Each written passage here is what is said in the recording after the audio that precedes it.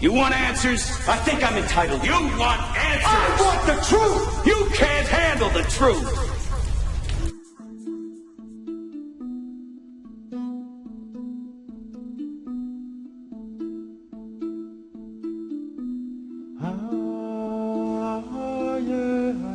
History is a clock that people use to tell their political and cultural time of day. It is also a compass that people use to find themselves on the map of human geography. History tells of people where they have been and what they have been, where they are and what they are. Most important, history tells a people where they still must go, what they still must be.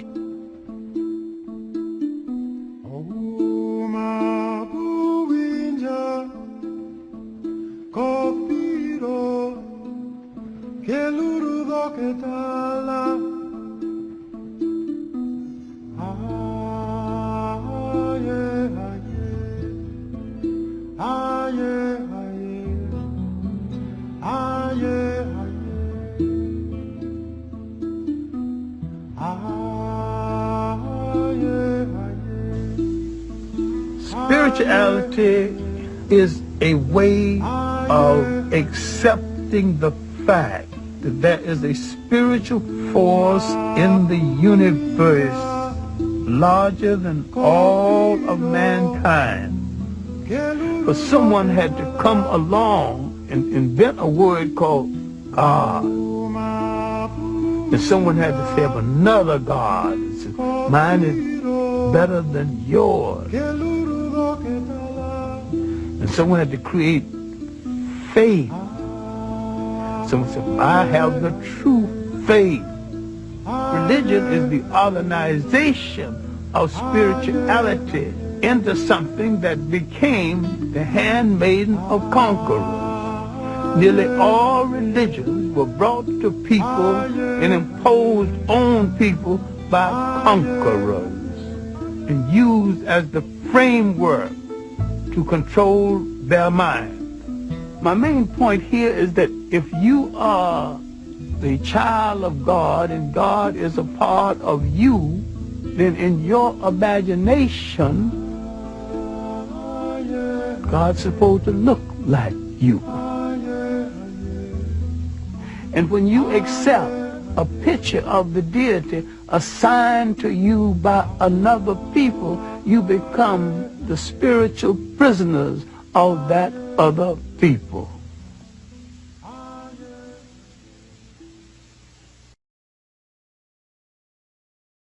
Radio Irie FM.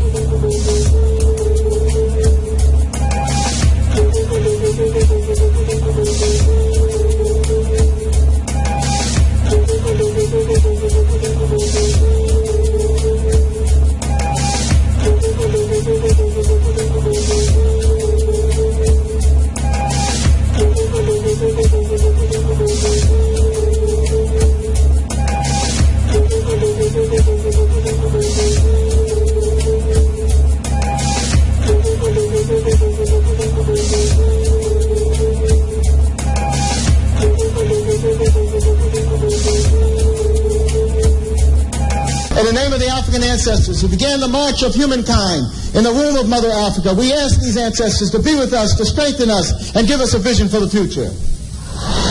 In the name of the African ancestors who began the march of humankind in the womb of Mother Africa and marched down the Nile, laying the foundations for human civilization and culture, we ask these Africans to be with us, to strengthen us, and give us a vision for the future.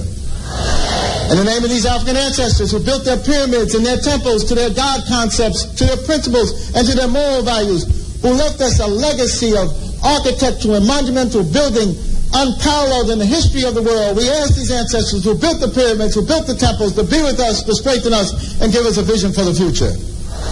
We ask these African ancestors who took this African culture and extended it throughout Africa, building the stone cities of Zimbabwe, building the empires of the Sudan, Ghana, Mali, and Songhai, building the Swahili city-states along the east coast of Africa, and in Christian Africa asking King Lalibela and giving him the courage to build the 12 churches of Lalibela from the ground down monuments to the world. We ask these Africans to spread this culture to the Dogo and to the Akan and to the Yoruba and to the Bankango and to the Zulu. We ask these Africans to be with us, to strengthen us, and give us a vision for the future. In the name of the Africans who opened up Africa, opened up the Nile Valley to other cultures and other peoples, and they came in and nurtured themselves on the African greatness. First coming in early with the ancient Hebrews, and they synthesized this culture and produced Judaism. Later coming in were the Christians, and they synthesized this culture and produced Christianity. Coming in were also the Greeks, who took the African culture, synthesized it, and produced Greek civilization. And then later, the Prophet Muhammad, and with the Arabs coming into the Nile Valley, they synthesized the culture and produced Islam. We ask these African ancestors, who as part of their legacy laid the foundations for Judaism, Christianity, Islam, and Greek civilization, to be with us, to strengthen us, and give us a vision for the future. We ask those African ancestors pulled out of Africa, taken to the hells of North America, South America, the Caribbean, maintaining the spirit of African humanity in their hearts and in their minds, and who left us this enormous legacy of struggle. We ask those Africans who resisted enslavement in the villages of Africa, who resisted enslavement in the shores of Africa, who resisted enslavement in those forts and dungeons, who resisted enslavement in the holes of those ships, who resisted enslavement when they arrived on these shores in the New World.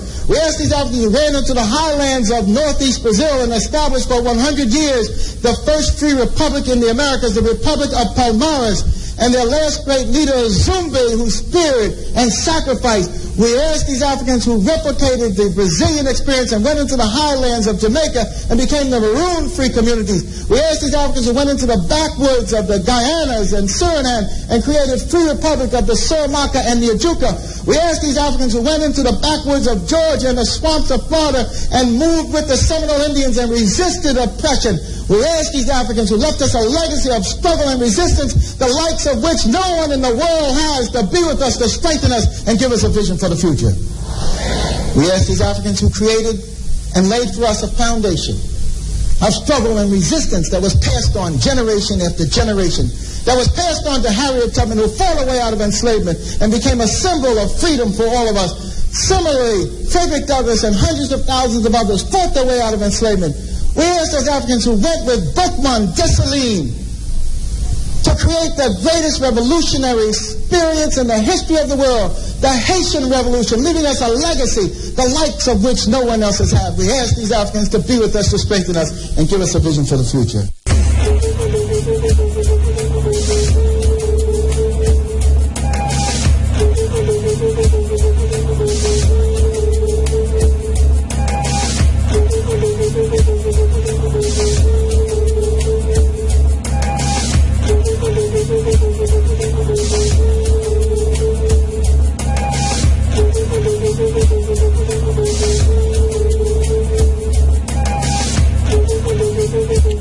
Before among the greatest one,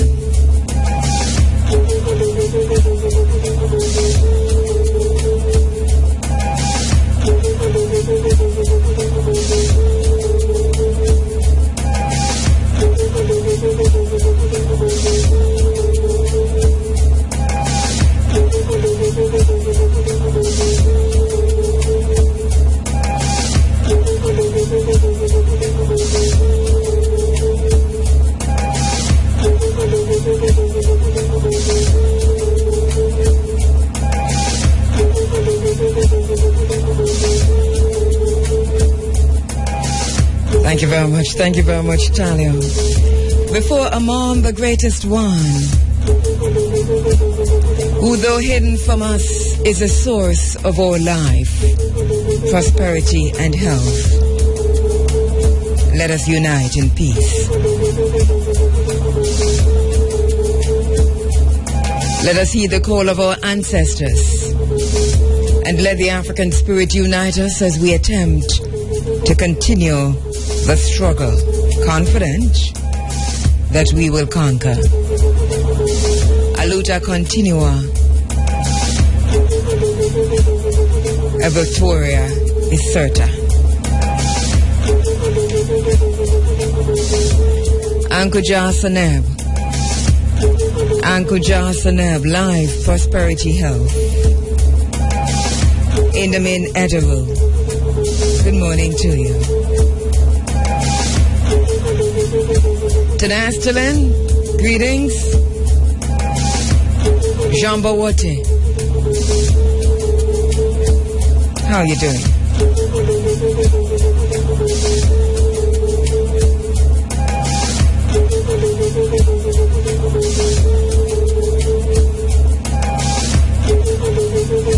It is Sunday, April 12, 2015. You're inside of the Africa Forum, Running African. Looking back, facing forward, honoring my moral obligation to remember.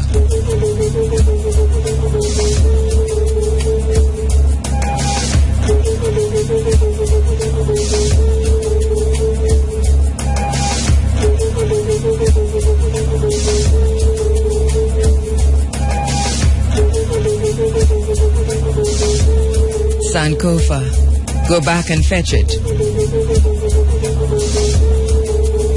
Go back and fetch the truth. Seeking truth, learning from the past. Absorbing the spirit of human possibility. At 11 minutes now after 6 o'clock, we are Africans, not because we were born in Africa. We're Africans because Africa was born in us. Good morning to you. Thank you so much for joining us inside of the Africa Forum. It's Running African. Reuniting the African family for development. Blazing new paths towards Africa's rendezvous with destiny. Bearing witness, understanding what it means to bear witness, demanding change, crafting an African-centered agenda for change and development over time, honoring my moral obligation to remember. Good morning, good morning, good morning. Welcome to the African space. Welcome to the African-centered space.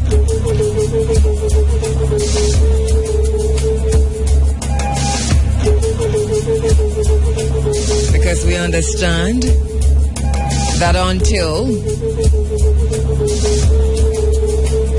we can make connection with the motherland, we Africanize where we are. So African-centeredness is a focus in this space. As Dr. Ben Yakanan says, when your God and your Savior look like your master and your enslaver, you become the principal agent in your destruction. Africanizing our spaces.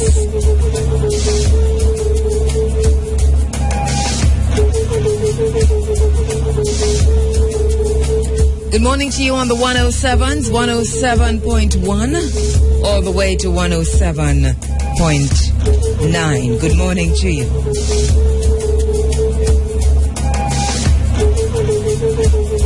Good morning to you on the internet. Thank you so much for joining us at irefm.net. Welcome. Thank you so much.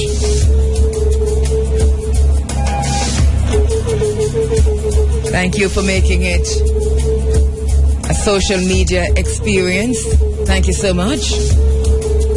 I'm at Twitter at Kabuma at Kheru, KABUMAATKHERU, the Africa Forum.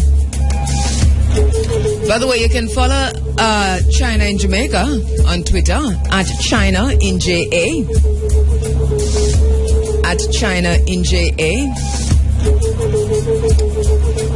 There I am also. On Facebook, Kabuma at Kheru or China in Jamaica. Or Running African, the IRFM Forum. We're in all of those spaces.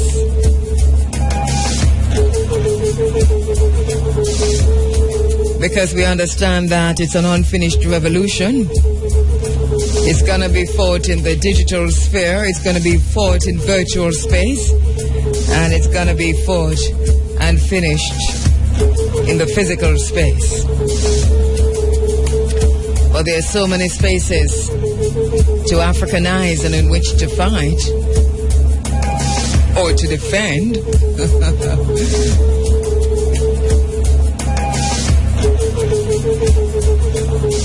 It's an unfinished revolution. We have come this long and thus far. The elephants that brought us have since died.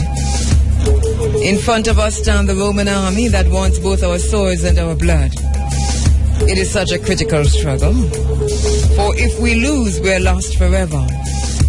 We will find a way, or we will make one. The words of Hannibal.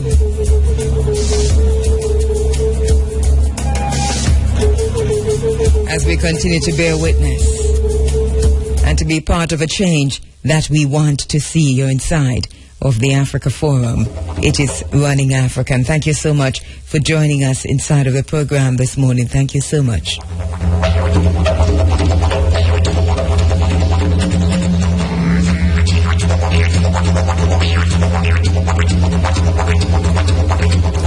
Moving from the sound of the abeng to the sound of a didgeridoo.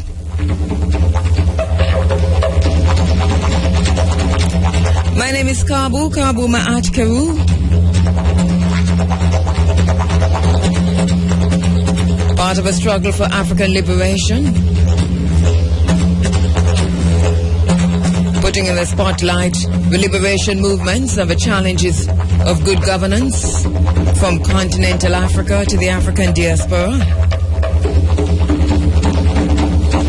Yeah, because we're not getting over it. And they can't tell us to get over it. We won't get over it until we've figured out what really happened. And until we've figured out a way to prevent it from happening again.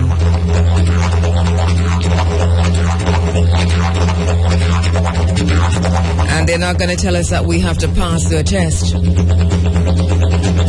Because we understand that to pass their test is to fail our people. Passing someone else's test in order to determine whether or not we are capable is a recipe for failing our people. And so our children continue to be born in a state of decay. And if you're born in a state of decay, your inheritance must be garbage. So even though we understand psychic violence as part of our everyday reality, we know that excellence is the highest form of rebellion. Figuring out a way to ensure it doesn't happen again.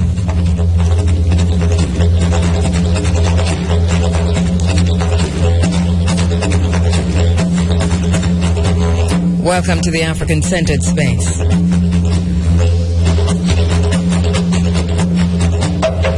At 18 minutes after 6 o'clock on this Sunday, April 12th, we've got an interesting program lined up for you as usual.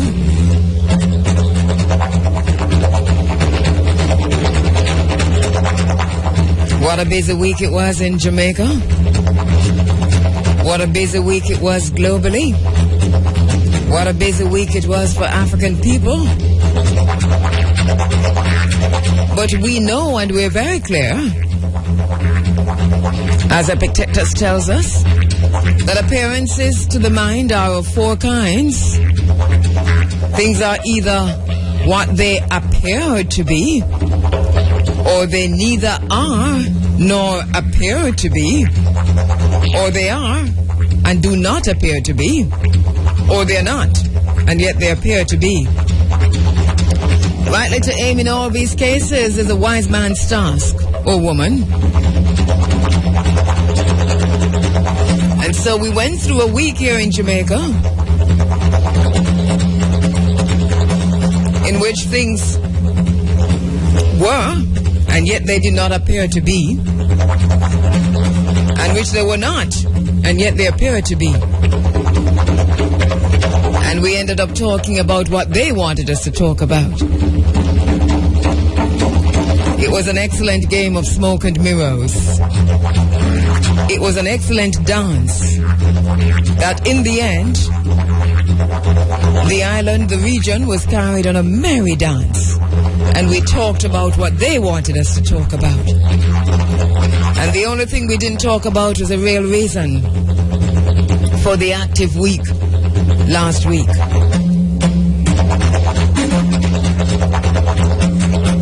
And editors and owners of newspapers and critical thinkers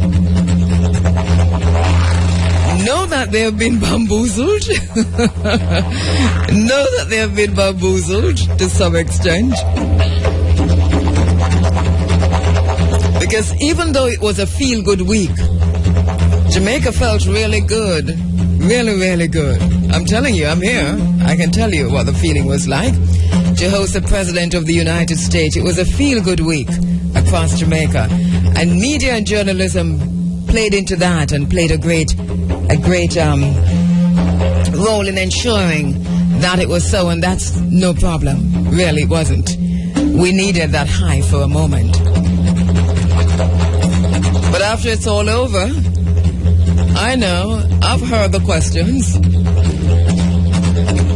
Questions that should have been asked before and during. Now that the smoke is cleared and the mirrors have been removed, so-called critical thinkers and others are looking around asking, so what was that really about? What really happened? Why was the President of the United States really here? What really happened? What did we cover? What should we have been covering? What were the questions that we should have been asking? What really happened?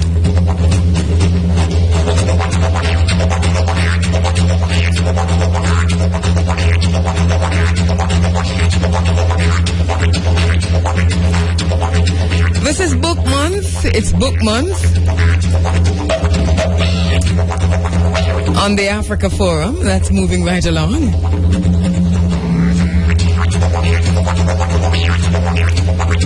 And, we were scheduled to review 2 books this morning.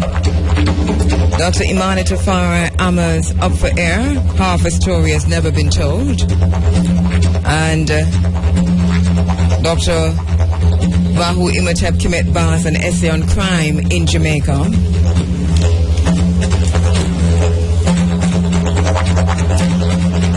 And as I'm on air, we're pushing back those interviews, and I really do apologize, especially to my sister Imani.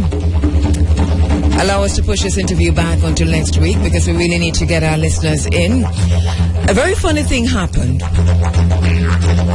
And that is, between last night and early this morning, I've received dozens of correspondences from listeners here and overseas, wanting to participate, wanting to hear more, wanting to critically examine what went on last week. And so I thought, let me, in this segment of the program, just around 7 o'clock or thereabouts, or minutes before 7, ask our listeners to participate in this way. We open the phone lines, and for a little while we get your views. One, on what you thought of the President of America's visit to Jamaica last week. What did you think, or do you think he came here for? What do you know about the decisions that were taken, if any? What can you tell us? And just to give your own responses and reactions. And the reason we're doing this is that so many of you have written, texted, contacted me on the social media, Twitter, Facebook, and so on, with your views and opinions on this, that I thought it would be a good idea this morning to have this done for a little while in this space. Miguel Steppa Williams was at the University of the West Indies at the Youth Forum, and just in case you didn't know, he was the one who asked a question about legalization or decriminalization of ganja. He's going to join me later on in the program to talk about the reasoning behind the question. It's a question that a lot of people thought would have,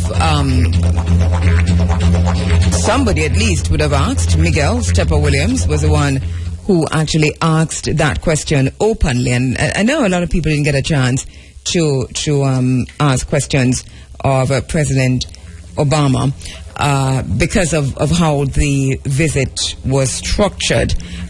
So I want to talk to him this morning about that, about the response from President Obama, but also his own interpretation of the response. Miguel Steppa Williams is a lecturer teacher, a PhD candidate in cultural studies. He's also a dub poet and a senior program development specialist in the Ministry of Youth and Culture, also CEO of Forward Step Foundation. So he'll join me on the phone lines later on this morning with that response.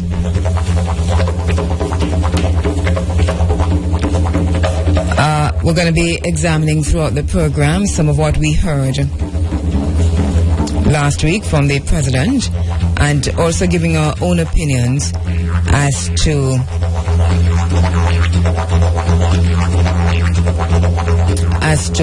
why the heads of Caricom were here in Jamaica last week. Because there was a lot of coverage on the President of the United States. But something happened. The President of the United States was here last week, but so too were the heads of Caricom. And they met. All right? We've got our own views on that. The annual Norman Manley Law School lecture will be taking place next week, or is it later this week? And Roshane Cunningham,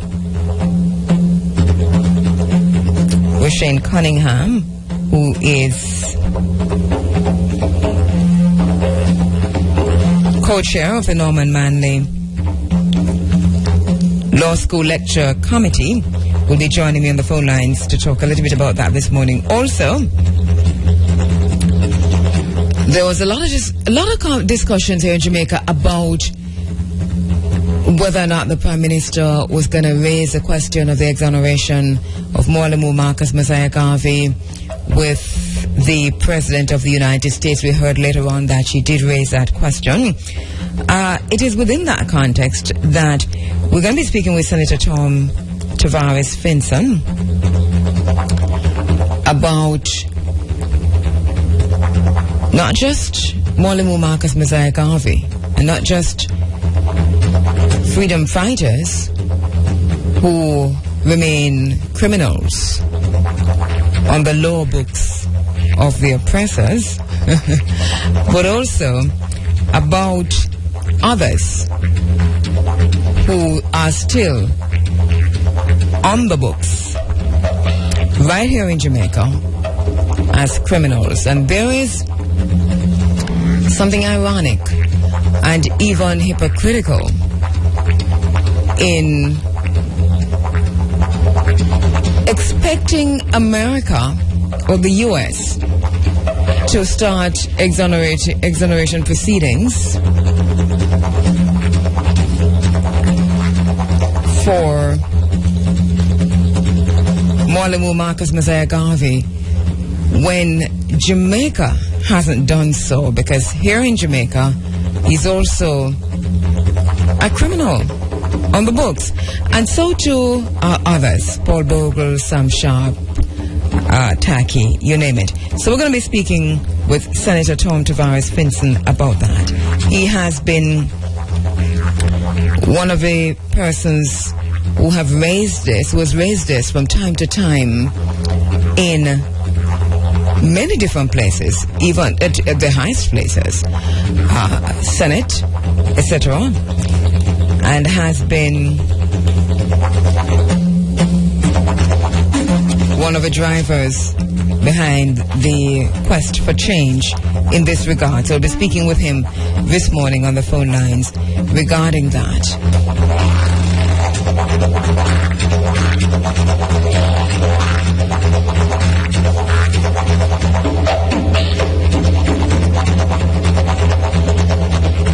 China has responded to President Obama's comment here in Jamaica regarding the South Seas.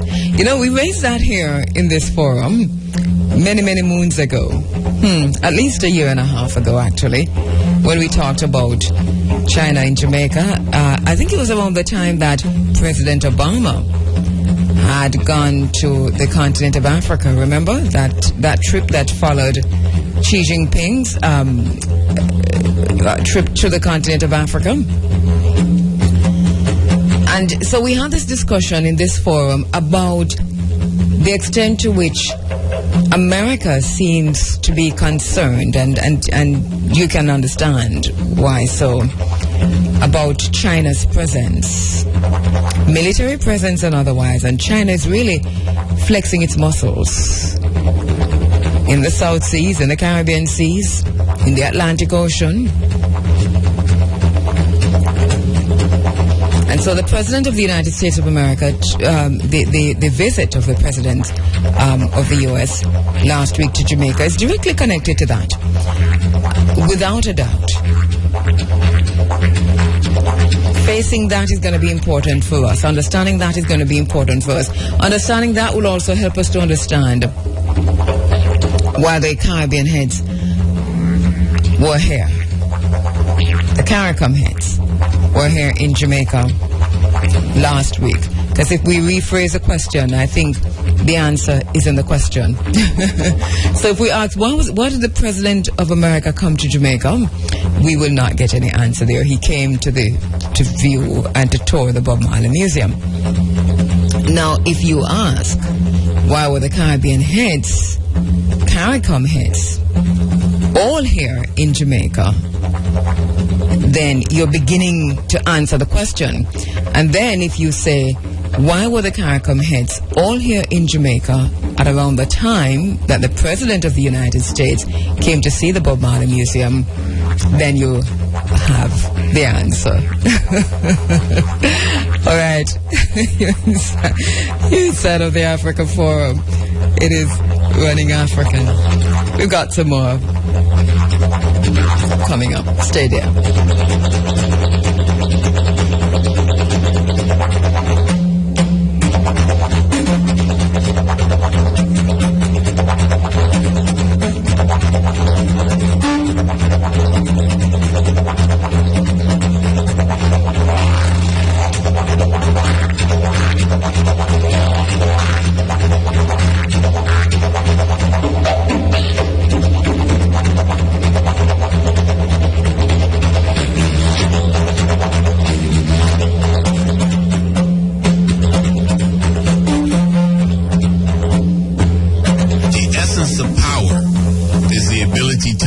Someone's reality and have them live according to that definition as though it is a definition of their own choosing. Speak truth to the people. To identify the enemy is to free the mind. Free the mind of the people. Speak to the mind of the people. Speak truth.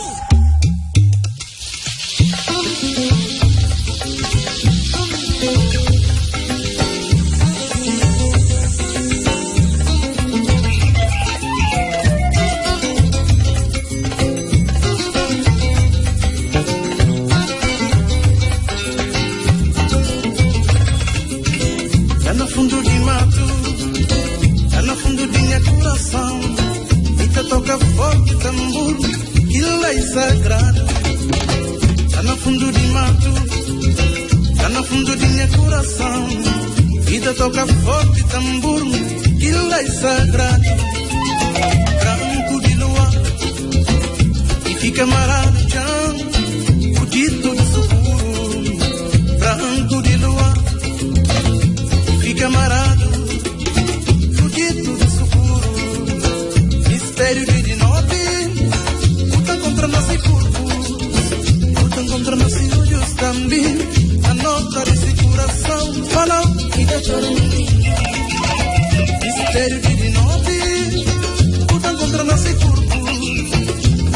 torna assim olhos também, a nota desse coração, cantará e cantará em mim. Uma chora na solidão, me só dormir, mas que seguir. Minha filho, minha amor de mim, uma dormir, mas vou seguir. Porque tá seguir de calor, fim de angústia, fim de umidade, trufa de medo, tristeza. Nunca tá seguir de saudade. Minha amor de mim, minha amor de mim, nunca tá sentindo nada. Minha amor de mim, minha amor de mim.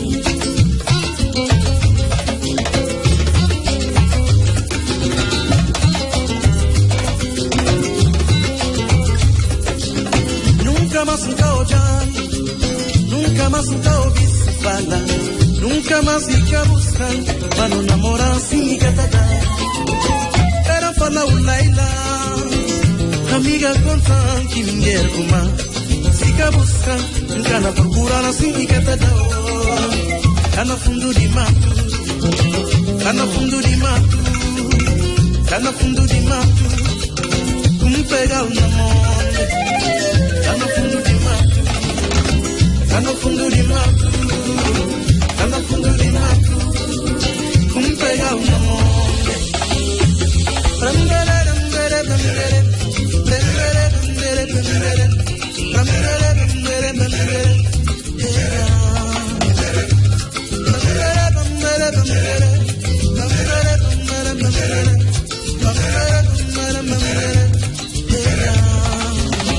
Mistério de noite, puta contra nosso corpo. Contra nossos olhos também, a nota desse coração falou que tá chorando. Uma chora na solidão, e só dormir. As the sound of Monica's Costa, Fundo do Macho, is from Guinea-Bissau.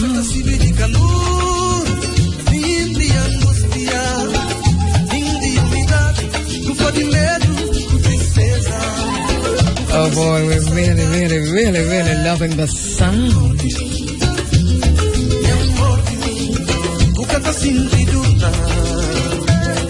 Alright, in focus now, Black lives still matter. Just this past week, Walter Scott was yet another African American who was shot in the back 8 times while running away from yet another in a long list of murderous white cops. White men, white vigilante, Klansmen, licensed to kill black men and black boys. Happening right across the world, actually.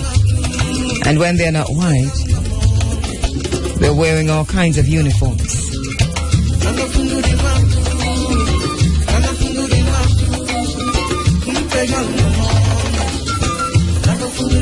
The brutal murders carried out by white men against black boys and black men have gone on since before the days of Jim Crow until now without interruption, and more recently has intensified despite a sitting black president in the White House, or maybe because there is a sitting black president in the White House. Show him that he's still a boy, is that it? Is that how we say it?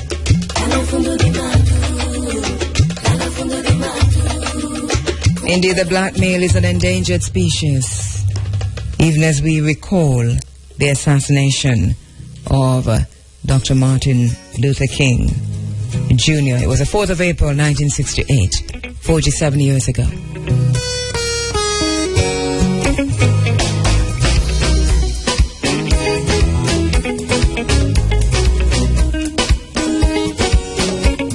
In focus now, as we told you before, Jamaica on the 8th of April 2015, despite the official release here from Jamaica, that his visit was scheduled to be on the 9th of April.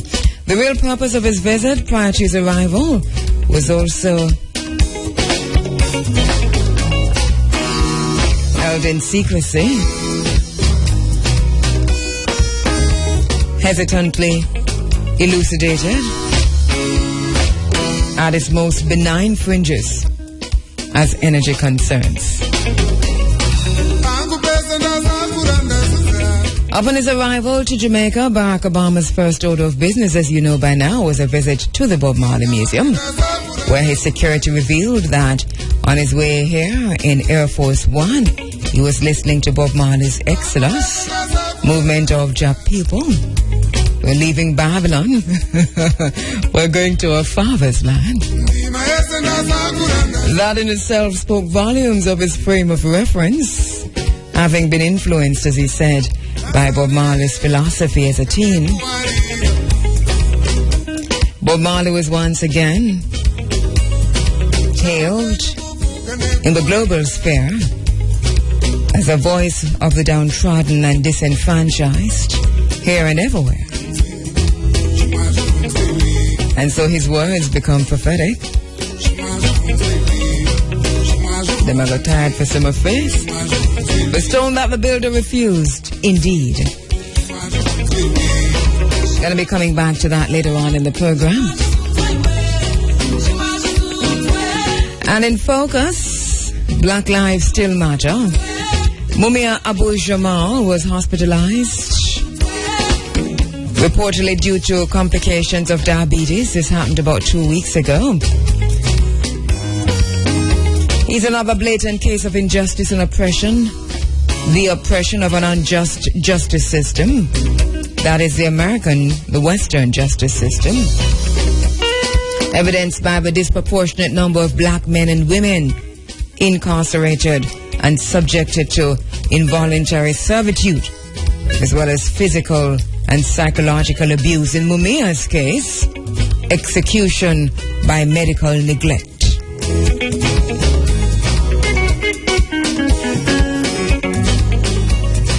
In focus, Garissa, Kenya, 148 students murdered on campus last week. Just over a week ago. Laying waste to untold human potential for progress and prosperity.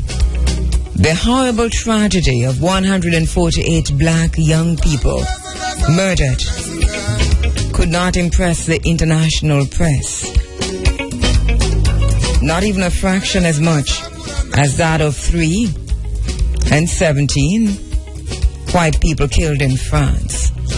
Black Lives Matter, but to whom? And the black media in the Caribbean, in the African diaspora, are given permission to report on the murder of or terrorist acts against hundreds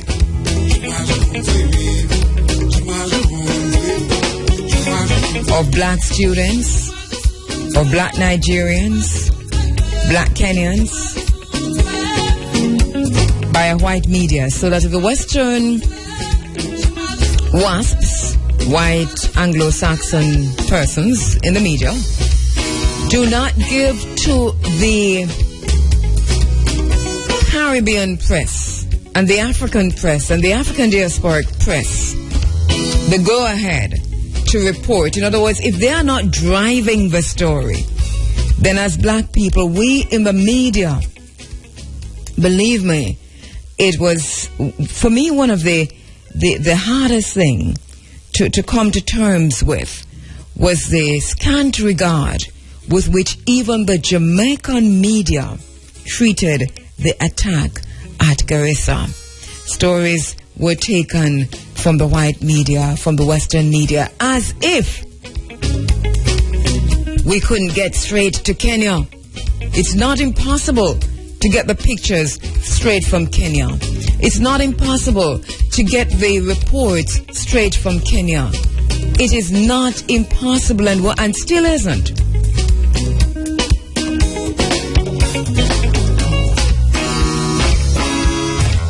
There needs to be some critical reflection, I think.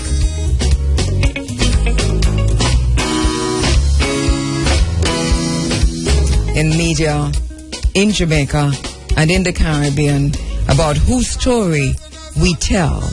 Whose story do we tell? Through whose eyes do we report? Whose lenses do we see ourselves through?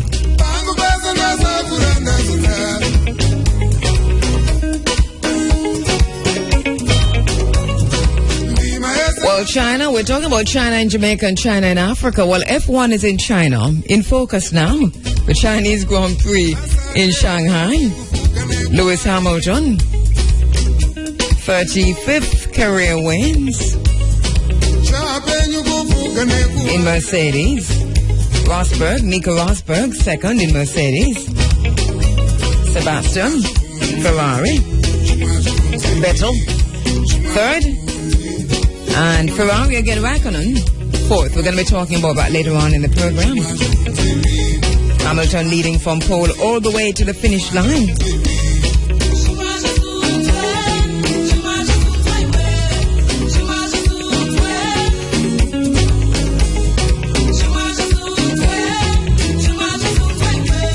In focus now.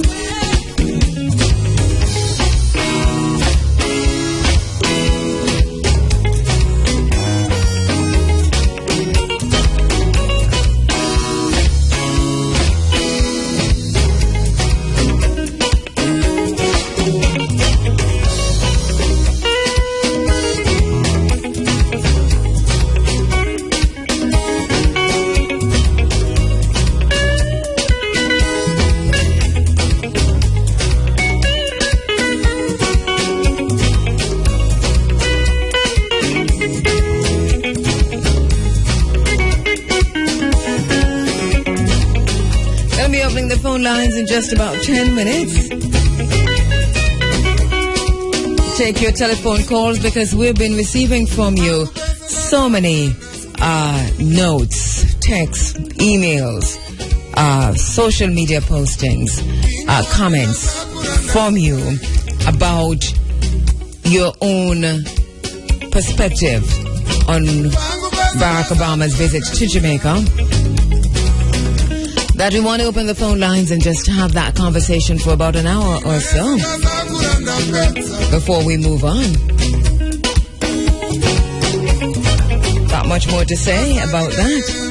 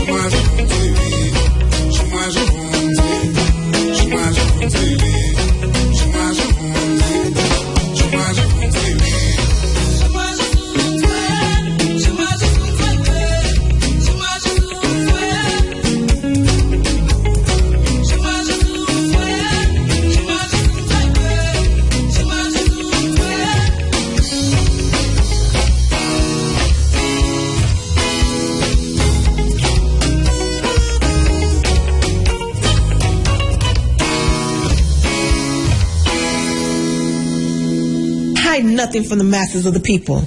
Tell no lies. Expose lies whenever they are told. Mask no difficulties, mistakes, failures. Claim no easy victory.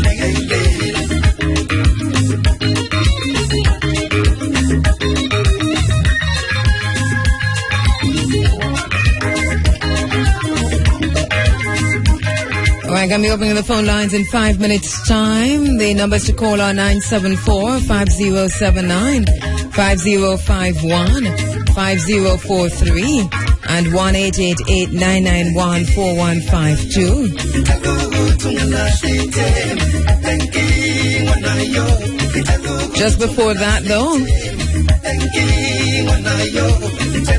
the phone lines, I know that there is some confusion. The phone lines will be open at 7.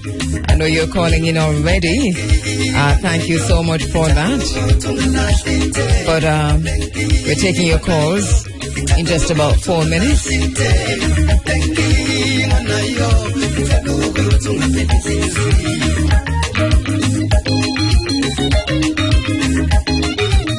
Before that, in focus, we want to look at what's happening in South Africa, because we understand, we've been talking about symbols of oppression and colonialism and institutional racism that permeate not just the universities of South Africa, not just South African society, but African diasporic societies. Wherever we are, symbols of colonialism are worshipped. Wherever we are, symbols of colonialism are worshipped, are identified and placed in places of prominence, and we pass by and bow and revere them, continuing our own enslavement. Even as we do so, in South Africa, a group of students decided that the statue of Cecil Rhodes at the University of Cape Town should go, and it represented for them not just a piece of stone or marble or whatever that is made out of, but for them it was a symbol of oppression. It was a symbol of colonialism. It was a symbol of institutional racism, and it represented for them their continued oppression under an apartheid system.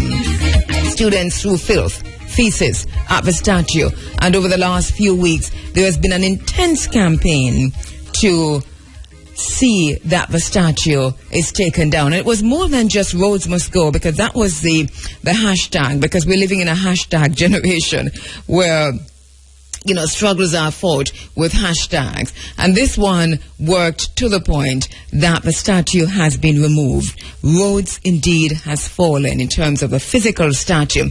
Question now that Rhodes has fallen, then what? Those are the questions that people are asking. But what this has done, it is driving and reawakening in the young people of South Africa the passion for freedom and liberation, the understanding in the very cells of their beings that they are not yet free, that apartheid is dead, but the structures are firmly in place, that it is an unfinished revolution that was hijacked, that they have been betrayed. Yes, they have been. Even while the wife of President Zuma visits Jamaica, and there was a breakfast, a phenomenal woman. Why are they? Is she still the AU chairperson? Isn't it Robert Mugabe? I don't know. All the media reports in Jamaica refers to her as the AU chairperson, but I'm going to have to go look at that myself because I thought Robert Mugabe was installed by now, hasn't he? All right, I might have got that wrong. But let me know. Somebody who can check that out and let me know. But that's just by the way. But in South Africa, though, and we welcome her to Jamaica if she's still into. Welcome to Jamaica, Madame. Thank you so much for making Jamaica your stop. We understand you're moving on because we saw reports of what's going to be happening in North America with you. Don't know if it's right away, but thank you so much and welcome to our beautiful island, Jamaica. We are South Africans. We are one. But here, and we all suffer in the same way.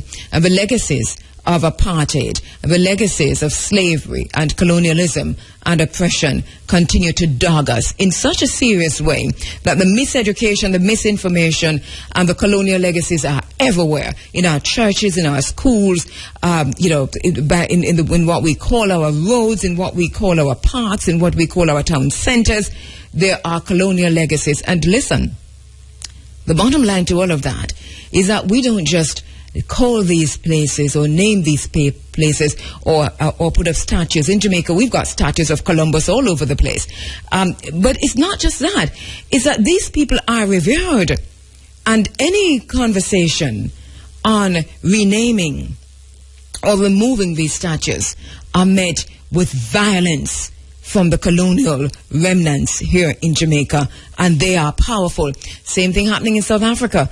But the students at the University of Cape Town, they spearheaded a Rhodes Must Fall campaign. Cecil Rhodes, the colonialist, the Rhodes Must Fall campaign.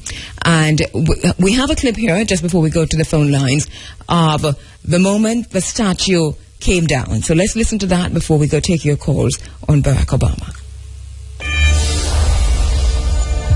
As the sun set on Cecil John Rhodes' tenure at the University of Cape Town, hundreds of students gathered to witness the statue's removal. It's a victory for the Rhodes Must Fall movement, as well as the Student Representative Council, who says it's only the beginning. It's not only the statue that's particularly problematic. I mean, we found that you still have a building called John Smart's on campus, Jameson Hall, BG. And I mean, the whole sort of institutional symbolism of UCT is such that it perpetuates the former colonial narrative of saying that black people are inferior and that we need to be dealing with that. The moment couldn't come sooner for some members of the crowd, and cheers rang out when the figure dangled from the crane.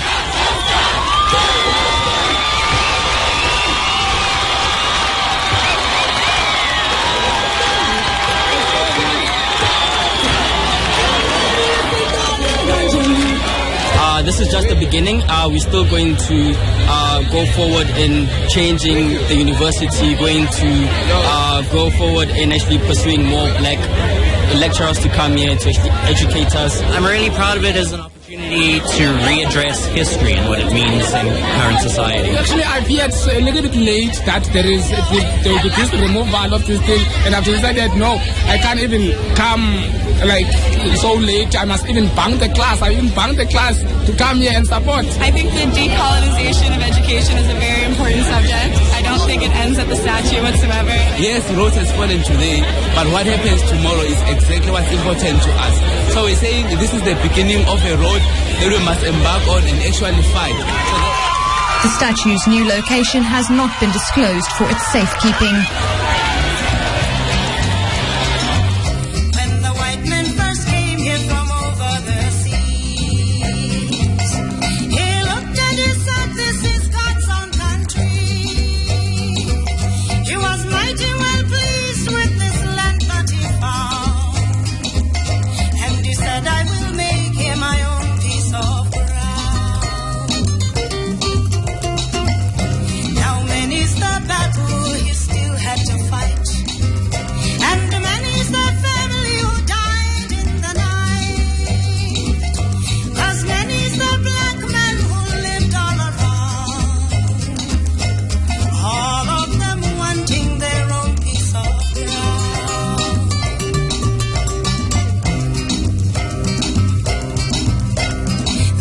One fine day in 1883, gold was discovered in good quantity.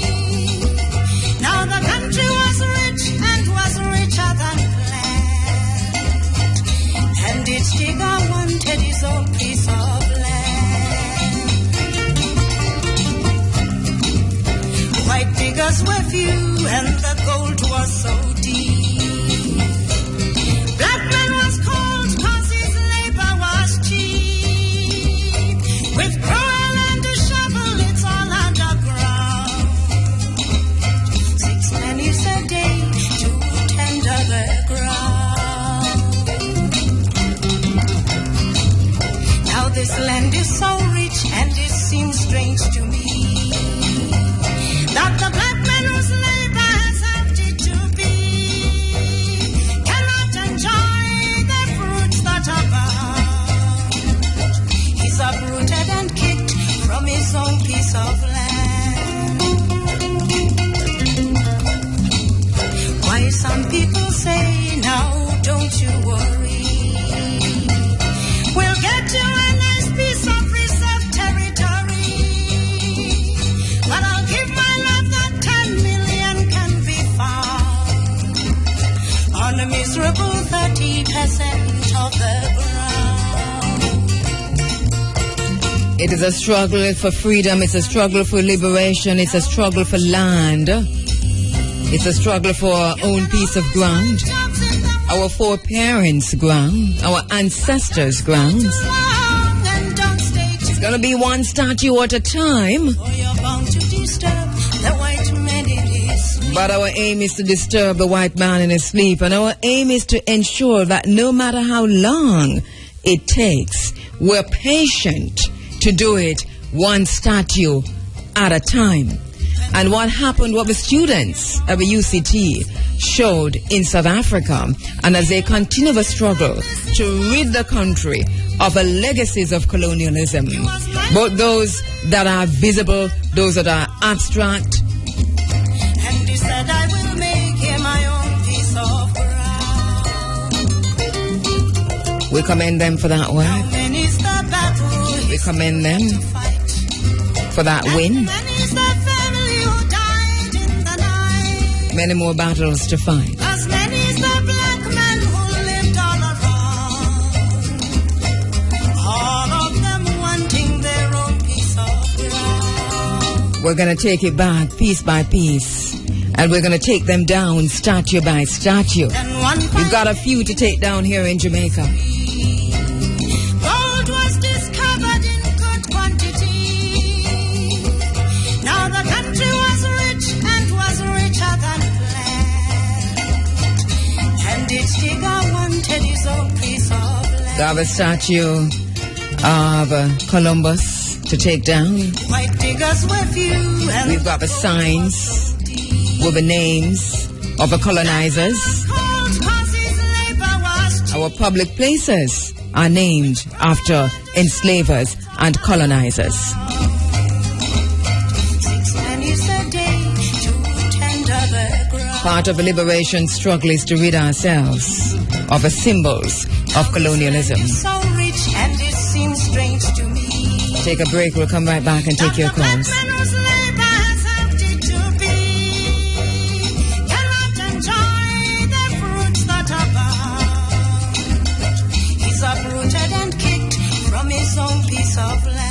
Now, 8 minutes after 7 o'clock, you're inside of the Africa Forum, Running African. So lots of talks in Jamaica about last week's visit of the President of the United States, Barack Obama, to Jamaica.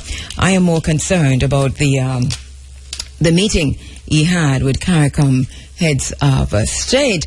A lot was said there. You know, a lot of reporting took place. And believe me, it was also good reporting. A lot of reporting took place by the Jamaican media on Barack Obama's visit. When he landed, we had a really good coverage of that at the airport. When he moved from Air Force One to Marine One and flew out. And then before the night was over, like just in an hour or so, or 2 hours, we were hearing that he was actually making an unscheduled stop at the Bob Marley Museum, and that was properly covered even though it was unscheduled and the media wasn't there. But at Obama Diary was tweeting, and the White House was tweeting, and the U.S. Embassy was tweeting, and it was all over there. And then from there we knew that from the information we had, that he was moving on now to the U.S. Embassy to meet with families, and that was a closed situation. And then the morning after, it was bilateral meeting with Portia Simpson Miller, the Prime Minister of Jamaica. And right after that, there was a very short press conference. And then, it moved right from there to the Caricom meeting, the discussion with Caricom heads of government. The heads of government of Caricom, they were all in Jamaica, the Caribbean community. And what was different this time? Here is what the Caricom chair said about what was different this time. Perry Christie talked about the meeting here in Jamaica.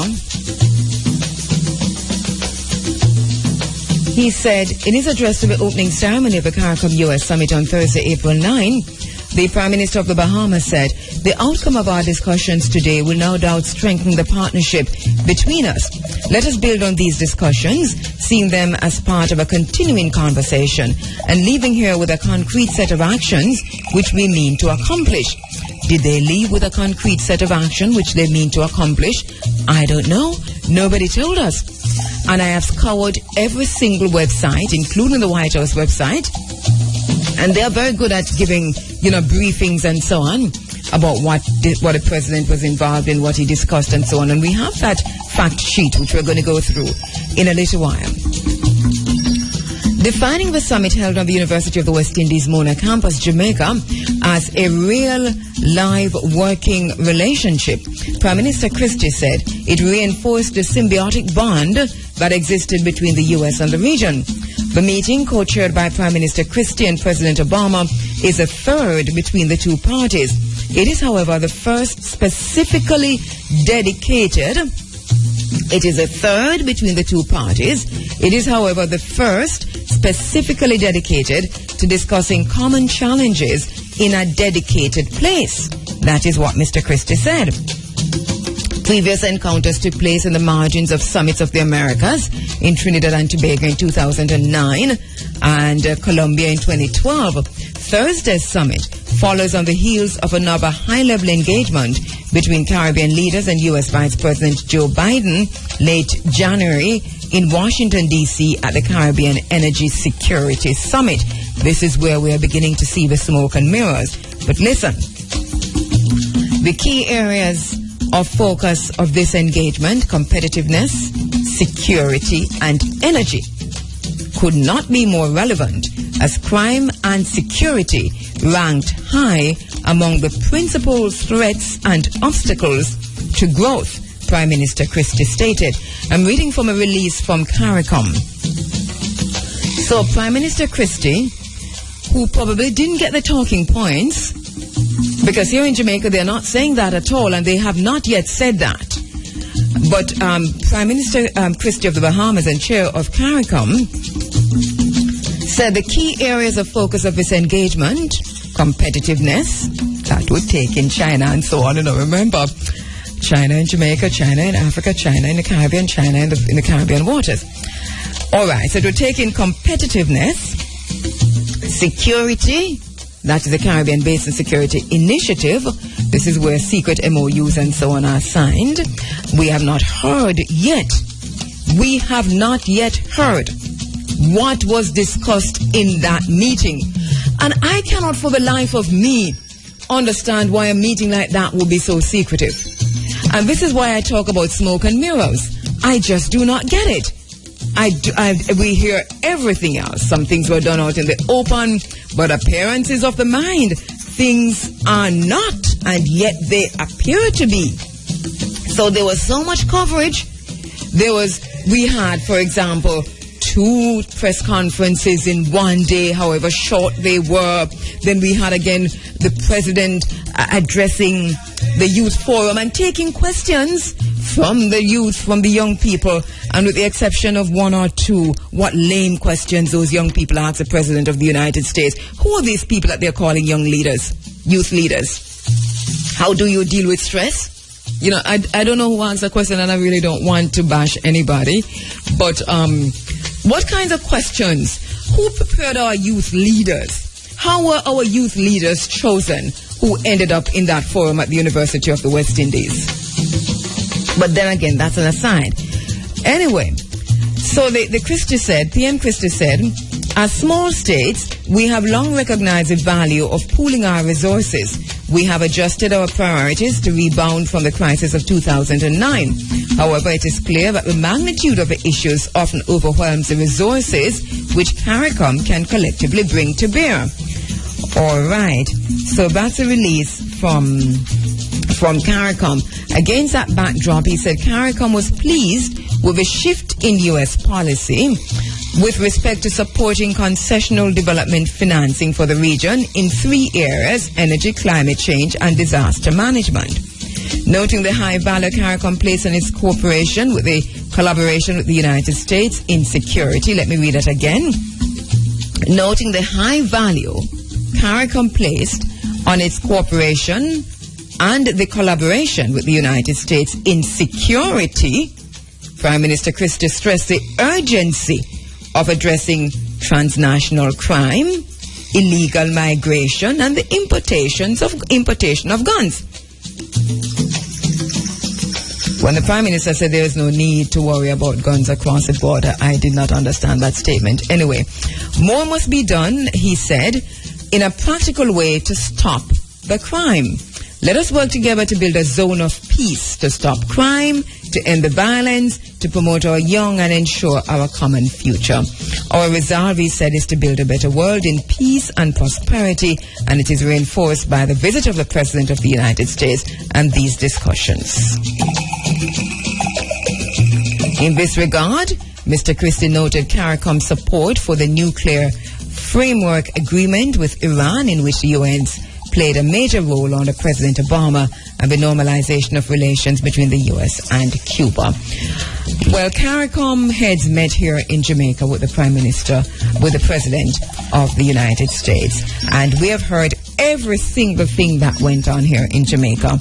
Apart from that, the main reason why the President was here was to have this meeting with the Caricom heads regarding top priority. And the President said that at one of the press conferences. He said, we're also going to be discussing security and the CBSI, the Caribbean Basin Security Initiative. Now, we have heard nothing about that. The last meeting in Trinidad regarding security in the region, we did not hear about until the Tivoli situation. All right, let us go to the phone lines right after this. Speak truth to the people. To identify the enemy is to free the mind. Free the mind of the people. Speak to the mind of the people. Speak truth.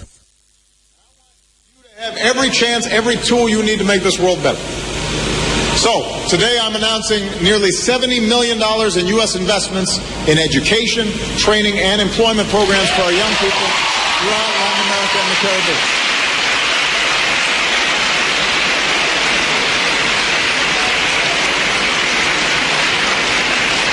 And these investments will help young people in unemployed and impoverished and marginalized communities, give them a chance to gain the skills they need to compete and succeed in the 21st century economy. All right, one thing we should know, there's $70 million, and I am willing to stand up on my principles and what I have researched so far over the last 7 or so years regarding the Caribbean Basin Security Initiative, that the $70 million that's been given for the region for education of young people and so on. Why are we always so happy to just, applaud and shout loud for money? This is tied right back into the Caribbean Basin Security Initiative. If you go back to look at the CBSI and Hillary Clinton's speech to Congress, when she was trying to acquire additional additional funding for the Caribbean Basin Security Initiative. One of the things that was said there by her was that part of this funding that would be given by the United States would be for exactly what you heard the President of America announced when he was here last week. It is not money that they pulled out of a hat. It is tied right to the Caribbean Basin Security Initiative.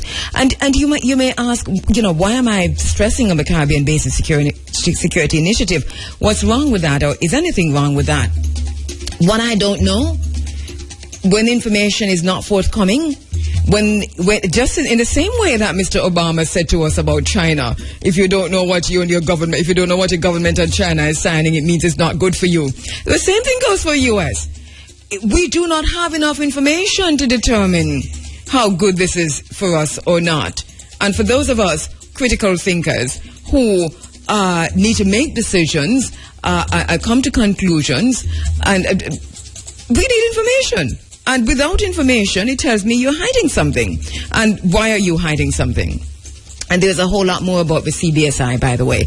We have done many programs on this that we're going to revisit, because this nearly 70 million investment for development in education, entrepreneurship, innovation, training and employment for young people in Jamaica and the rest of the Caribbean in impoverished areas, tied right back to the CBSI. That is part of the security discussion. Now, what did we give? How much of our sovereignty, how much of ourselves, what did we give up to get that? All right, let's go to the phone lines.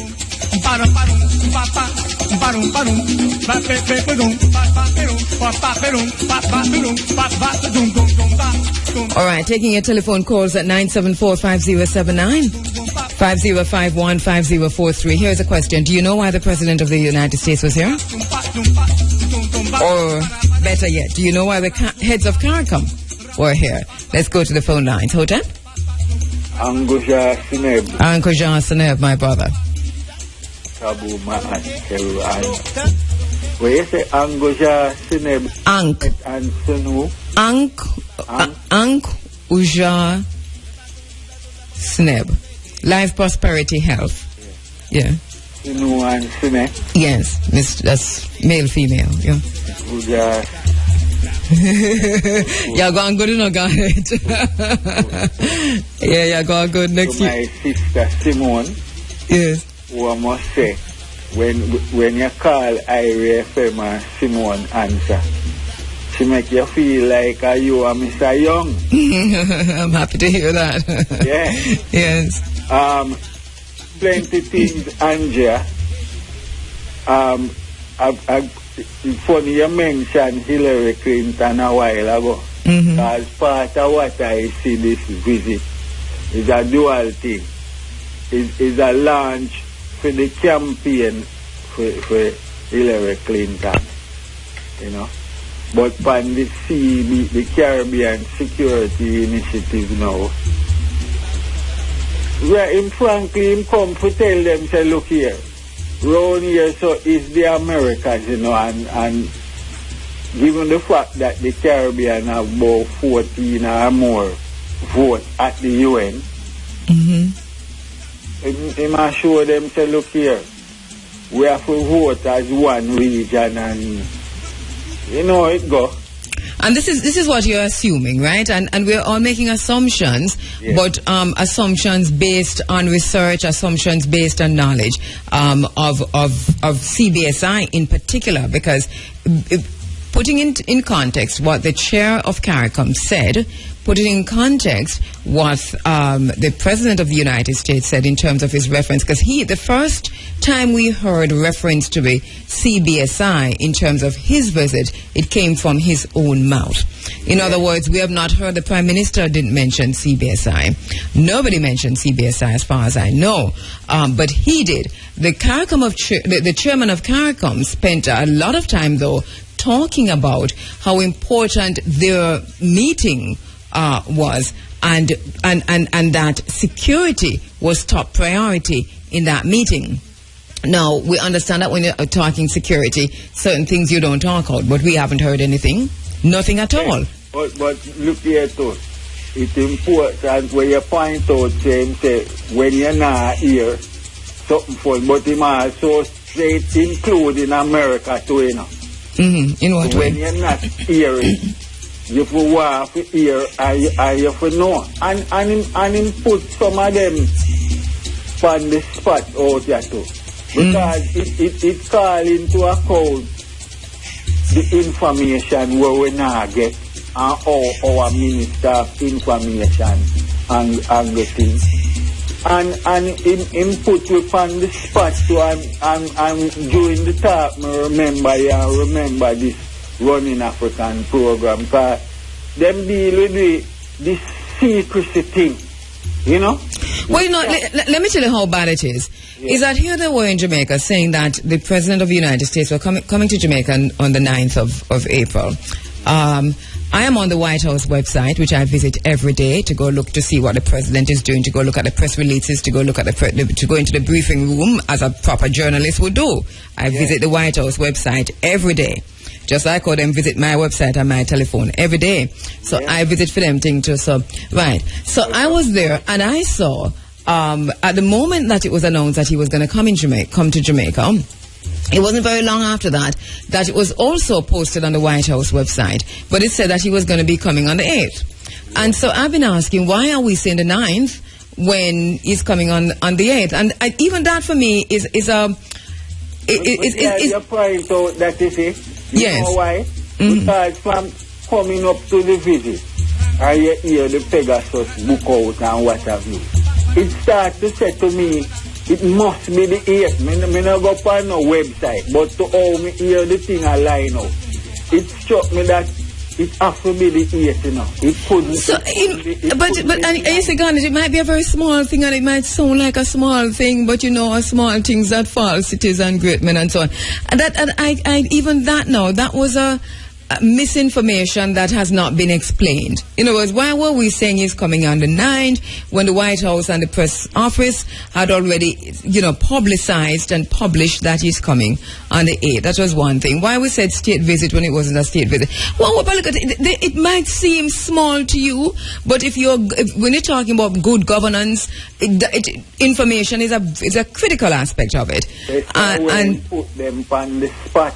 To who did I listen, him a point out to it that we not under no good governance, and we put them on the spot for no things. One good thing me see come out is the energy deal, where them kind of put we at the center, because it is like them, because it is also about this energy market. Yeah, but this energy deal this is a Joe Biden energy deal that probably the paper just signed. This not come out on nothing but Joe Biden meeting in Trinidad. It is what it is. But thank you, Garnet. Yeah. All right.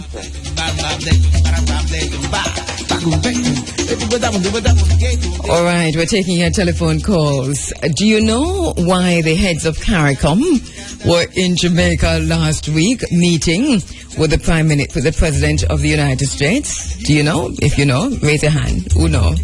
Raise your hand. All right, as we go back to the phone lines, Hotep. Greetings in the name of His Imperial Majesty Emperor Haile Selassie I. Blessed morning, Empress. Greetings, my brother Hotep.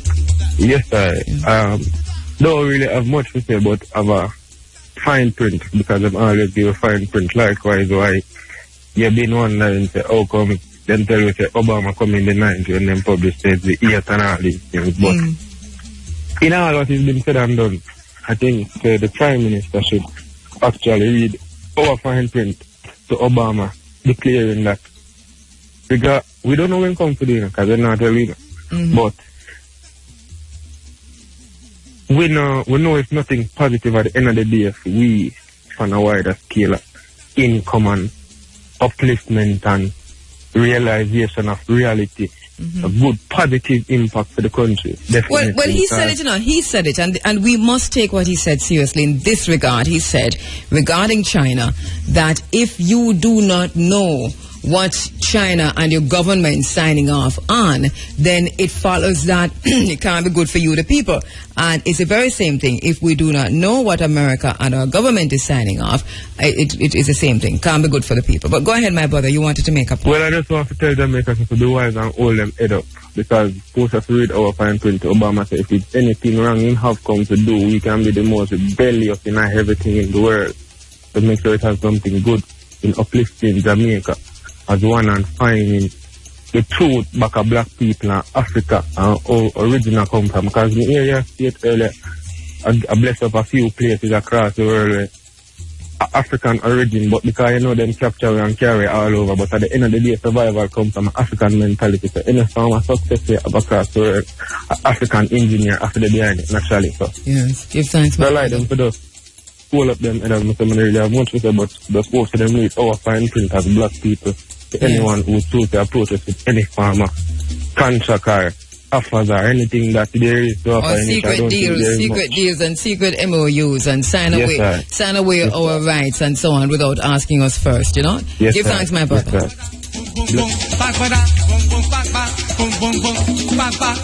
Taking your telephone calls this morning because you have been writing, you have been contacting, you have been posting on the social media, and I know you also want your voices to be heard regarding this very, very active past week here in Jamaica.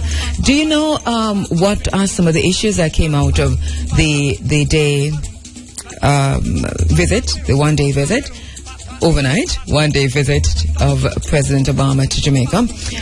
My main concern, and so I have been driving that all morning, is what I think was the main reason for his visit here in terms of the Caricom, the sit-down with Caricom, that everything else, you know, were frills and so on, and that we got so much information on everything else, including the bilateral, including the request.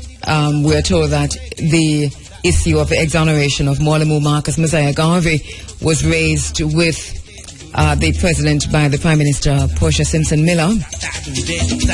The question we continue to ask, and we've asked it a few times here in this space, is that, you know, we call on America to exonerate Mwalimu Marcus Messiah Garvey. Has Jamaica done that yet? Is Marcus Garvey still a criminal on the books here in Jamaica? And not only that, what about the others, national heroes? What about others like Paul Bogle, Sam Sharp, and so on? We'll talk more about that later on. Are they also criminals on the books here in Jamaica? And who do we call? Who do we raise this issue with? You know, to decriminalize our heroes. Let's go to the phone lines. Hotep? I got it. We share the laughter, you know. We have to laugh at them, you know. Yes. So we have to laugh at them, you know. Greetings, my Black-hearted greetings. Greetings.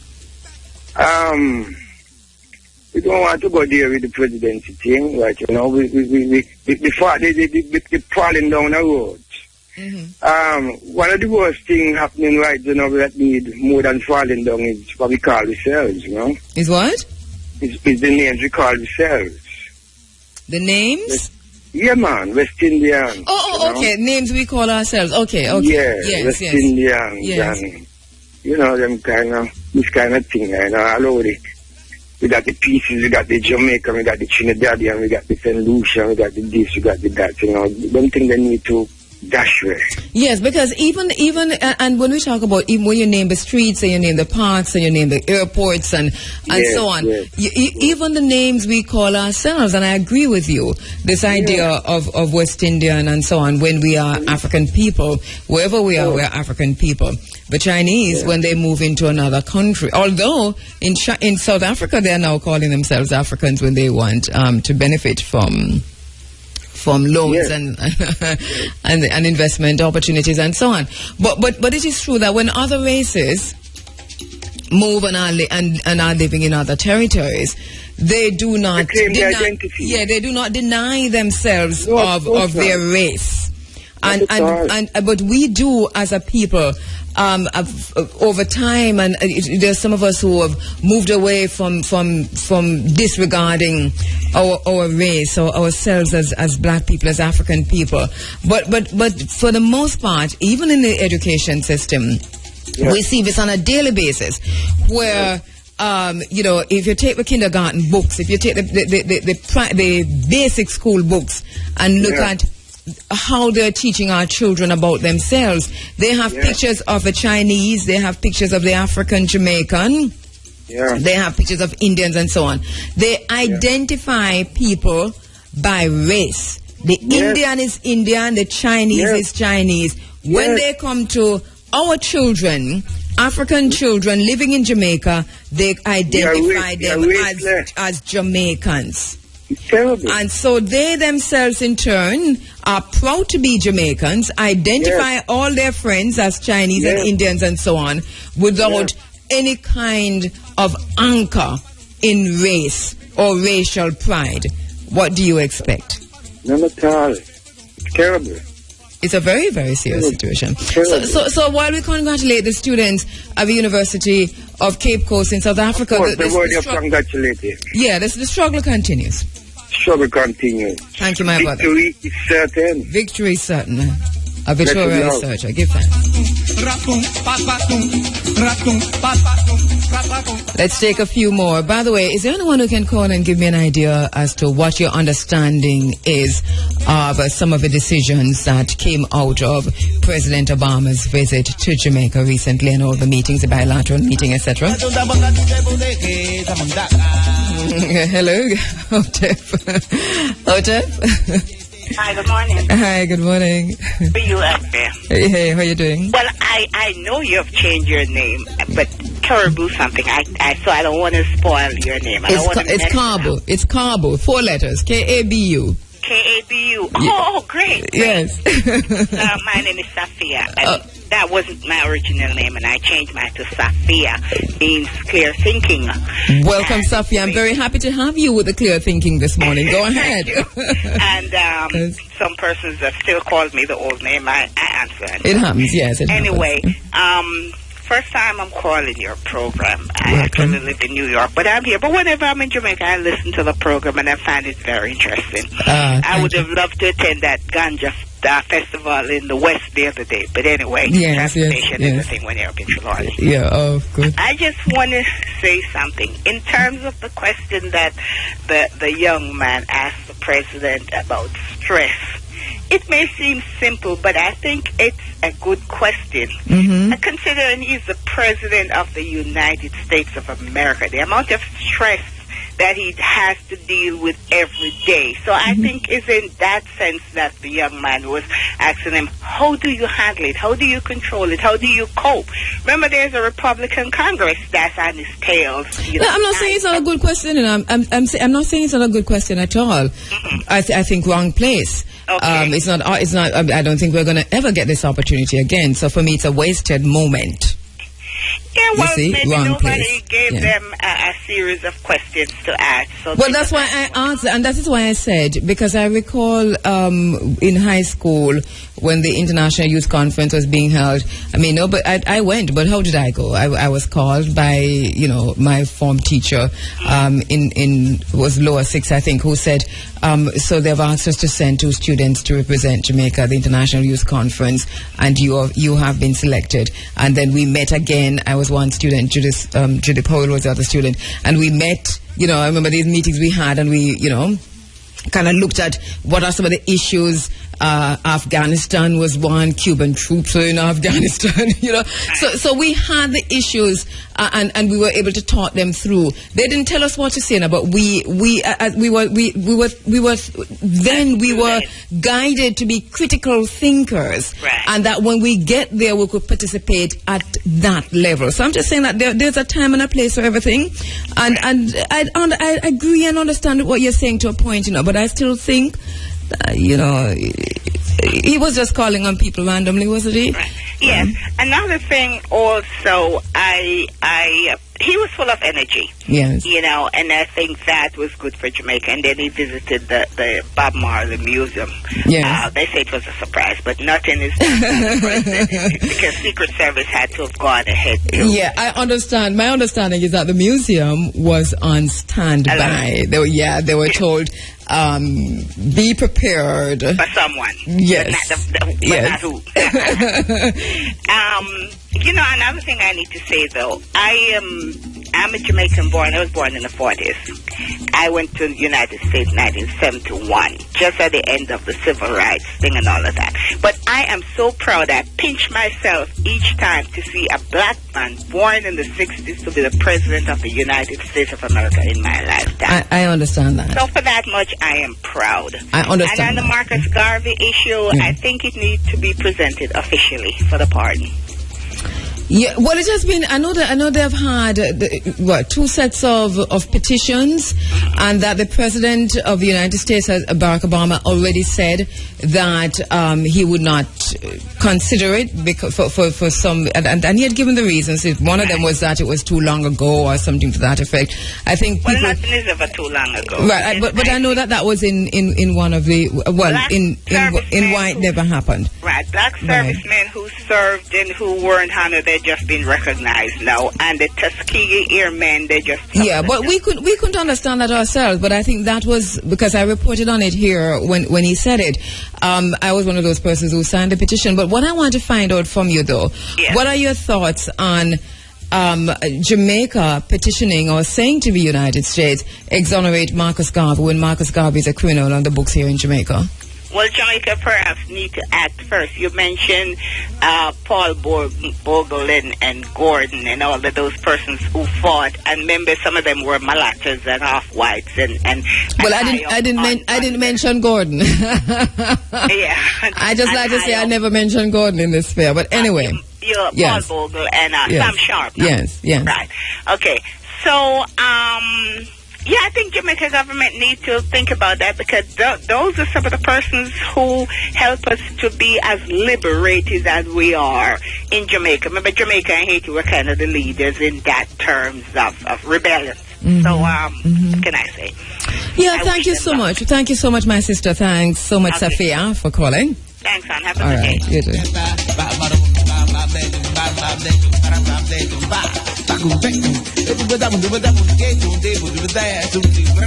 All right, so the president spoke about China, was asked about China, and his response. Let me take his response to you, because I think this is instructive, not just in Jamaica-China relations, or the engagement between Jamaica and China, but also in Jamaica-U.S. relations. So let me go back to the phone lines and then I take that. Hotep? Hello. Yes. Hotep, my sister. Hotep, how are you? I'm good. How are you? Right, you have are you driving? Yes, I am. Okay, it is. On the road heading to the east. Yeah, all right. Well, this is the last document done by the Black History Celebration. I read the poem for you and was supposed to read the poem. Oh, hey, in Westmoreland. How are you? Yes, I totally remember you. Yes. I want to be under your wings, man. All right, that's good. Yes. Yes, I didn't hear the program from start this morning because I went to bed late. But what were you saying about the chronics thing? Did you discuss the chronics? No, I didn't get good. I didn't mention it at all. All right. That's do you want to comment on it? I just hear on the radio that like he said that the comment was it was Marcus that was a waste man. Was that it? They shouldn't be wasting time on a waste man. That's what was the comment? I don't think he meant Marcus Garvey. I think he meant the president. Oh, okay. Well, I won't discuss it because I don't understand it as yet. When I get the full understanding of it, I will. Please, all right. Okay. Yes. What did you think about the speech that Edward Tiaga made? Did you listen to it? Which speech? Tiaga said something on some news. He said in his comments, he said that he thinks the timing of the visit of Barack Obama is a good timing, And he was saying that the reason for Obama coming here is because he wants to re-establish his link with Jamaica. Right. And I see that he means that Obama thinks that China is a threat. To re-establish his link or to re-establish the link between Jamaica and America? Yes, America's and Jamaica's link. Yes. That is why he's going to do the gas, energy. Okay. Well, I think for me, the energy, the whole thing about energy is a smoke screen, because that has been in the works for the very longest while. For years now, from 2009 or thereabouts. Yes, and we won't be benefiting from it until 2017 anyway. Yeah, it's China. Right, I think it's China. I think that's at the forefront. So what Tiaga said, I wanted to listen to that thing from Tiaga, man. He really spoke on it. He wasn't biased. All right, then. I'll listen. Yes, so try and listen. Right. Yes, and what I was going to say, the acceleration of Marcus Garvey, what I think about it is, whether they do it or not, we still wait Marcus Garvey and know that he is our great prophet. I agree with you, because I'm also thinking about a system, a colonial system, or a neo-colonial system that criminalized him in the first place. That is the same system you're asking now to exonerate him. So and why you force somebody to do something if they don't really want to do it from the heart? Then you're sorry if you're not really meant just sorry. It doesn't make sense in the answer. Yes. And if it is, if you see a need for it to be done by a foreign government who has criminalized this man, then what are you doing in terms of a Coral Gardens, making reparations for that and restitution and apologies to those who have been wronged, who are still alive in the Coral Gardens massacre?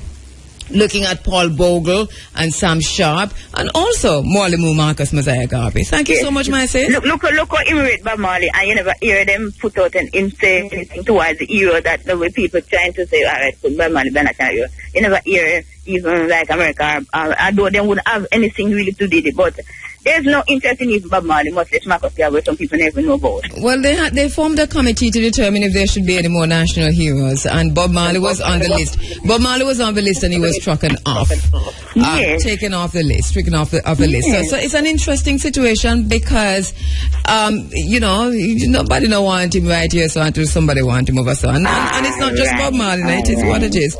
Yes. So, and I think the question that the young lady asked about the stress, I think it was the wrong forum. It's a good question, I think, but it's the wrong forum. Yeah, that's what I think. But we're not knocking her too hard. No, we're not knocking her, because we get to understand because it express himself too. Yeah, the question is that I don't even know who asked it, so I don't want to, knock the young person. Lady. Yeah, man. Thanks so much, my sis. And you know what surprised me? Not surprised me. This young man, this chef guy, the chef that was at the phone that he asked a question. The who? Lumley, the chef. Yeah. This restaurateur guy. Oh, what did he ask again? He asked about if there was one thing for him to re-advise himself on, what would it be? Yeah. I know that job. And honestly, think them questions, they're wasted questions, but anyway. Yes, and it take a long time to answer it, Yeah, I think we should call us. Well, he said it was, a tricky one, and I think he said, he's asked himself that too, or something like that. Yes, it was a tricky question. I wonder who chose the forum, because when I said that young man is, I don't know if he attends the university. No, so I was wondering. I don't think it's just for people who attend the university. It's for youth leaders. Oh, youth leader. You're right. All right. Thanks, my sister. What do you think about the 70 million? No, man, me have to go.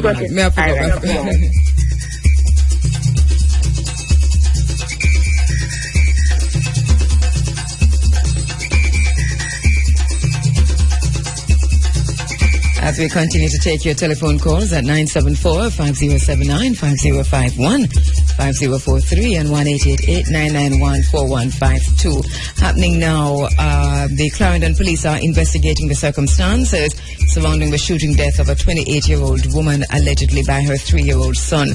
The incident happened sometime around 3 o'clock in the quiet rural community of Nairn Castle in James Hill, Clarendon, shattering the usual Saturday afternoon solitude. The deceased, identified as Rhea Ricketts, otherwise called Lucky, was pronounced at the Spalding's Hospital in Manchester. She had one bullet wound to the forehead. Boy, a 3-year-old, and they're saying that it was obviously an accidental shooting, but that the child got a hold of a gun belonging to an adult. Boy. All right, let's go to the phone lines. Hotep? Kabul, good morning. Hey, greetings, my brother. How you doing? Love your work, man. Love your work. Asante sana. Thank you. Muta Baruch, I want to hear you for the work you've been doing. It was a beautiful thing, man. Muta is in the Ivory Coast, for those who don't know. He's in Cote d'Ivoire, and there was a simulcast of Cutting Edge and a simulcast of Stepping Razor on Wednesday and Thursday from Cote d'Ivoire. As a matter of fact, I can tell you this, that we were broadcasting here at IRFM the town hall meeting with the president, the youth forum. And because we were carrying that at the time that the Stepping Razor was on, that was also transmitted live to the continent of Africa, because it was a simulcast. 20 million people and more in the Ivory Coast and others across the borders were listening to the speech of Barack Obama. My thinking on it, that part of China's response so quickly to what the president said about the South Seas might have to do with the fact that it was also broadcast like that to the continent of Africa, where China is very, very active. But hey, yes, my brother, go ahead. Yeah, I want to say also is the program on BET with Black Girls Rock. Yeah. I would like to see that more glamorous, and you present yourself in the best way you can possibly present yourself. Yes. Continue that. I love that. Yes. And also Steve Coakley. I want to hear that brother fully. Mm-hmm. Dr. Arthur Lewis, the brother there, must heal fully too. Yes. And more to heal Barack from the move he make with Cuba. Yes. From I was a little child, I hear about this embargo with Cuba. So me love that move that Barack make. Yes, that's a good look, and you know, it's interesting because that is also, you see, it's good that it has happened, and we can discuss it within the context of China until we die. China, you know that China is very active in Cuba. I think next to you know, Jamaica in terms of Caribbean people in Cuba, China is the most visible. They've been there for a very, very long time, as you know. China and Cuba has had a very good relationship. All right. Sister, continue the work. You too. And I'll cut this thing short. All right. All right. You know, say it is what it is, though. My father says prophecy. That is prophecy that China would rise. My father teaching that for me, I got Sunday school. No, I'm very serious about that.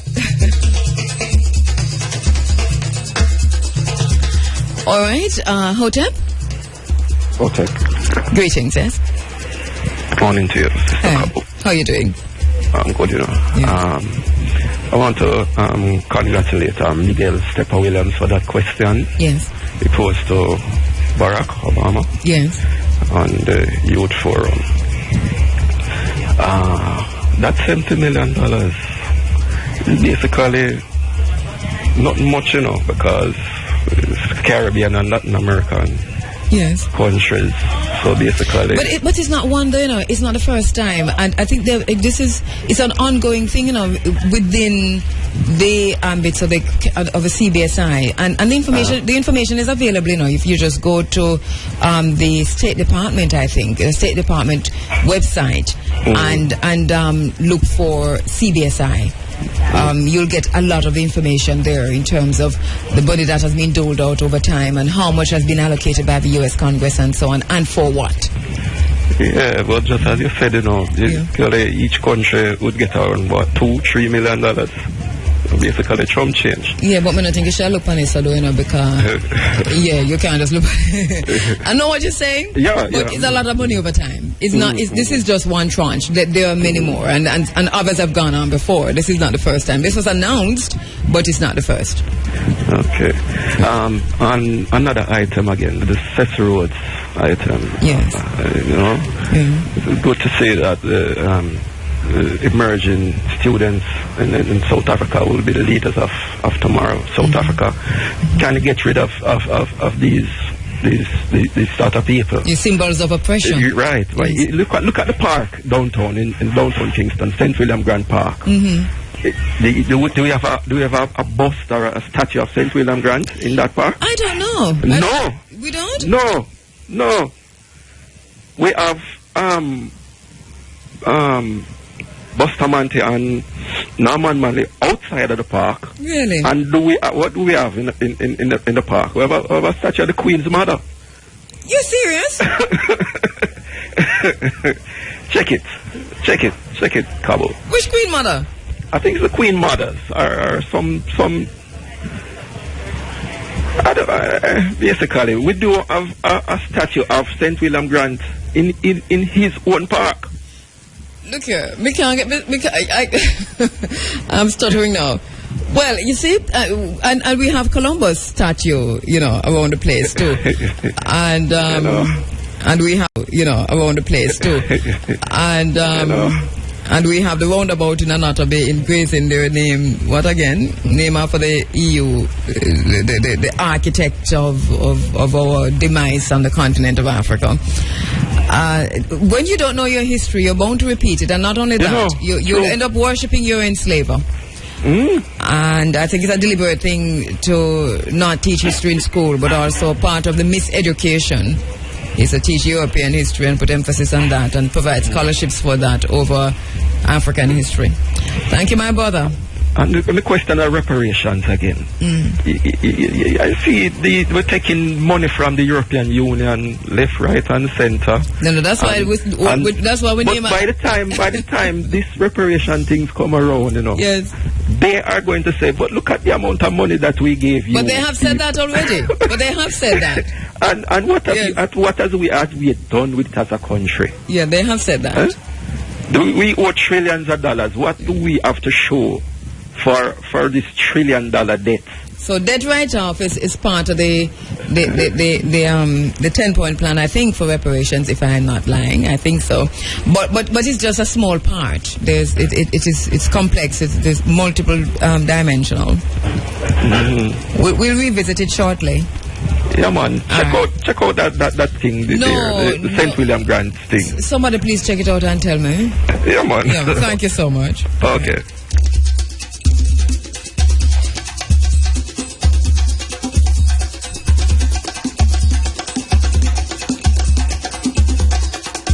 All right, let's squeeze in a final one before we go to our next. Hotep? Just turn. Hotep? Hello, good morning. Hi, Hotep. How are you doing? I am very well, thank you. Hi, again.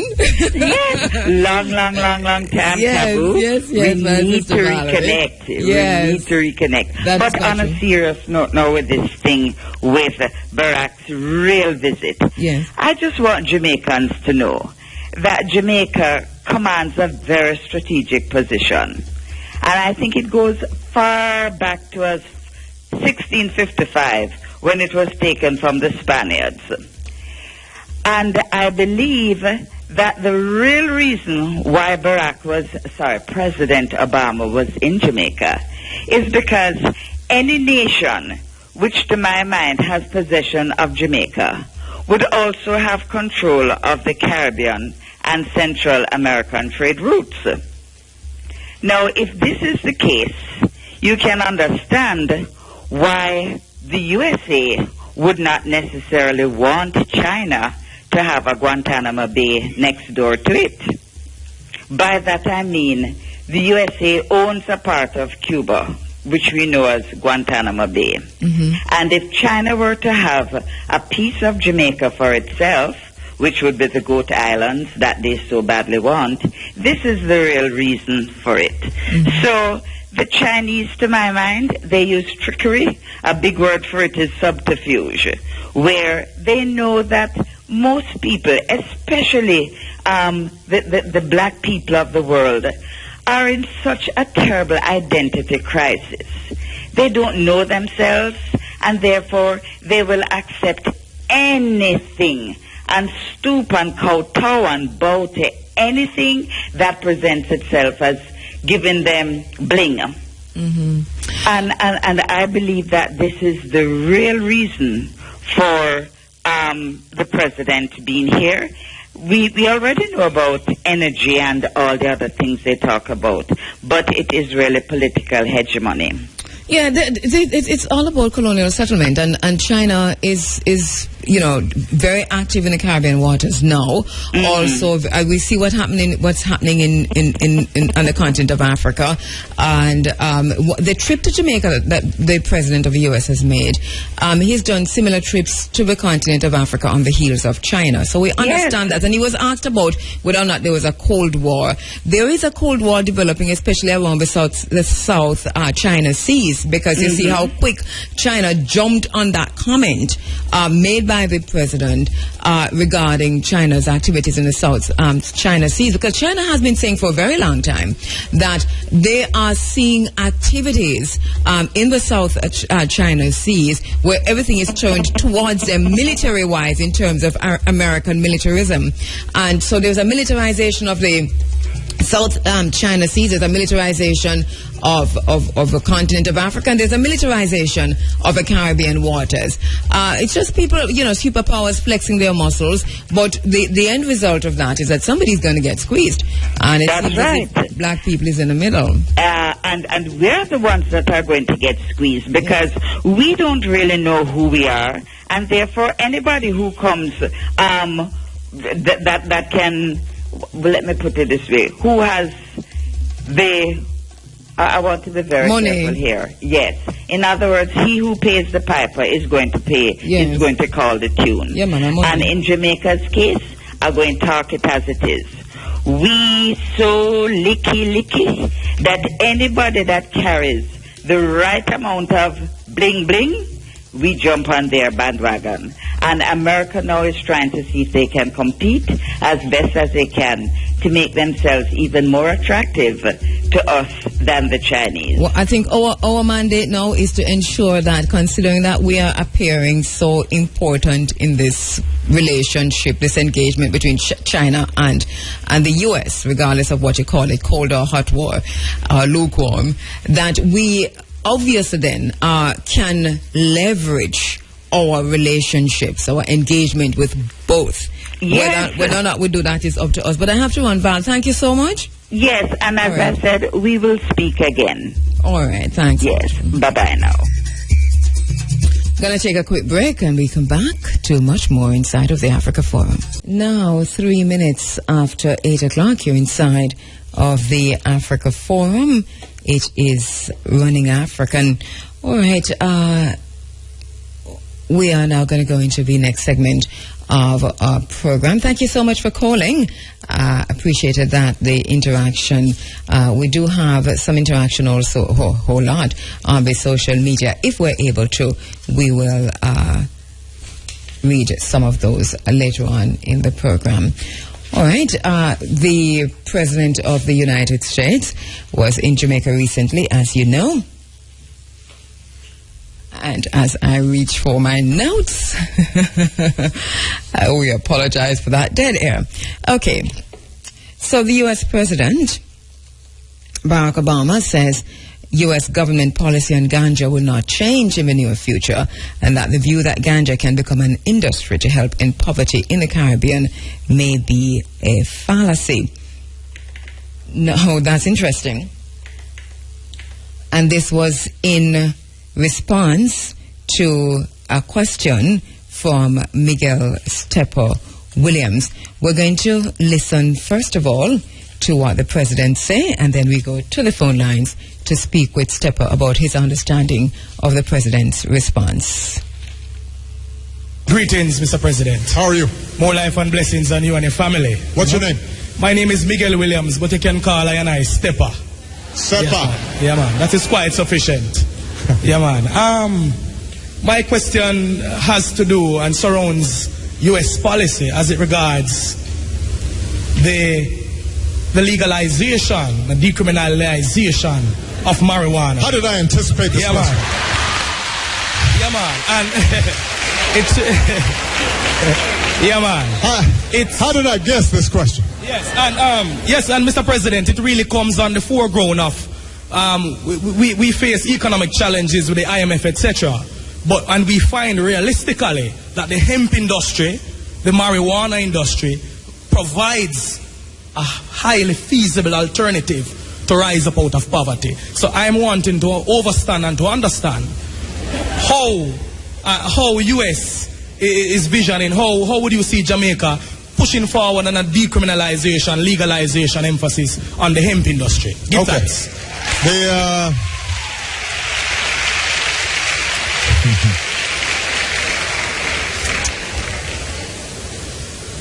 Well,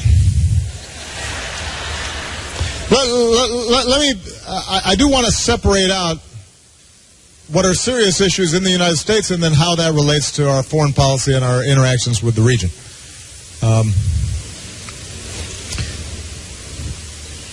There is the issue of legalization of marijuana, and then there is the issue of decriminalizing or dealing with the incarceration and, in some cases, devastation of communities as a consequence of nonviolent drug offenses. I am a very strong believer that the path that we have taken in the United States in the so-called war on drugs has been so heavy in emphasizing incarceration that it has been counterproductive. You have young people who did not engage in violence, who get very long penalties, get placed in prison, and then are rendered economically unemployable,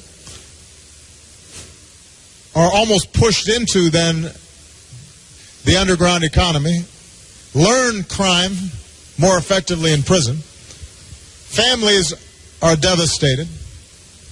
So it's been very unproductive. And what we're trying to do is to reform our criminal justice system. And the good news is there has actually been some interest on the part of unlikely allies like the evangelical community or some otherwise very conservative Republicans, because it's very expensive to incarcerate people, and a recognition that this may not be the best approach. So that's one issue. There's then the second issue of legalizing marijuana, whether it's medical marijuana or recreational use. There are 2 states in the United States that have embarked on an experiment to decriminalize or legalize marijuana, Colorado and Washington State. And we will see how that experiment works its way through the process. Right now, that is not federal policy, and I do not foresee anytime soon Congress changing the law at a national basis. But I do think that if there are states that show that they are not suddenly a magnet for additional crime, that they have a strong enough public health infrastructure to push against the potential of increased addiction, then it's conceivable that that will spur on a national debate. But that is going to be some time off. And then the third issue is, what will U.S. international policy be? And we had some discussion with the Caricom countries about this. I know on paper a lot of folks think, you know what, if we just legalize marijuana, then it'll reduce the money flowing into the transnational drug trade. There are more revenues and jobs created. I have to tell you that it's not a silver bullet. Because, first of all, if you are legalizing marijuana, then how do you deal with other drugs? And where do you draw the line? Second of all, as is true in the global economy generally, if you have a bunch of small, medium-sized marijuana businesses scattered across the Caribbean, and this is suddenly legal, if you think that big multinational companies are not going to suddenly come in and market and try to control and profit from the trade, that's, I think, a very real scenario. And so I think we have to have a conversation about this, but our current policy continues to be that in the United States we need to decrease demand. We need to focus on a public health approach to decreasing demand. We have to stop the flow of guns and cash into the Caribbean and Central America and Latin America.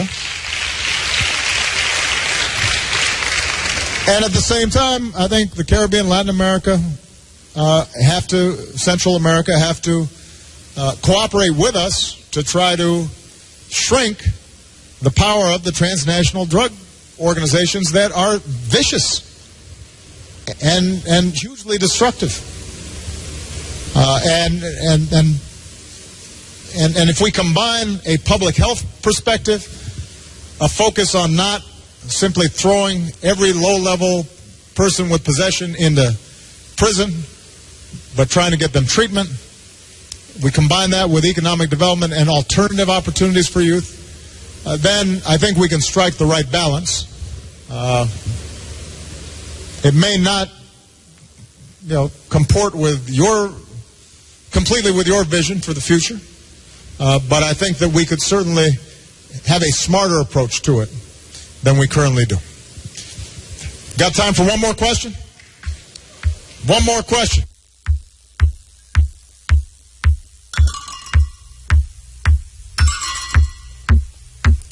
All right, so that question, the response to a question from Miguel Steppa Williams.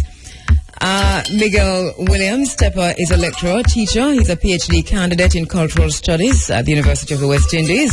He's a dub poet, and he is senior program development specialist in the Ministry of Youth and Culture. He's also CEO of Forward Step Foundation.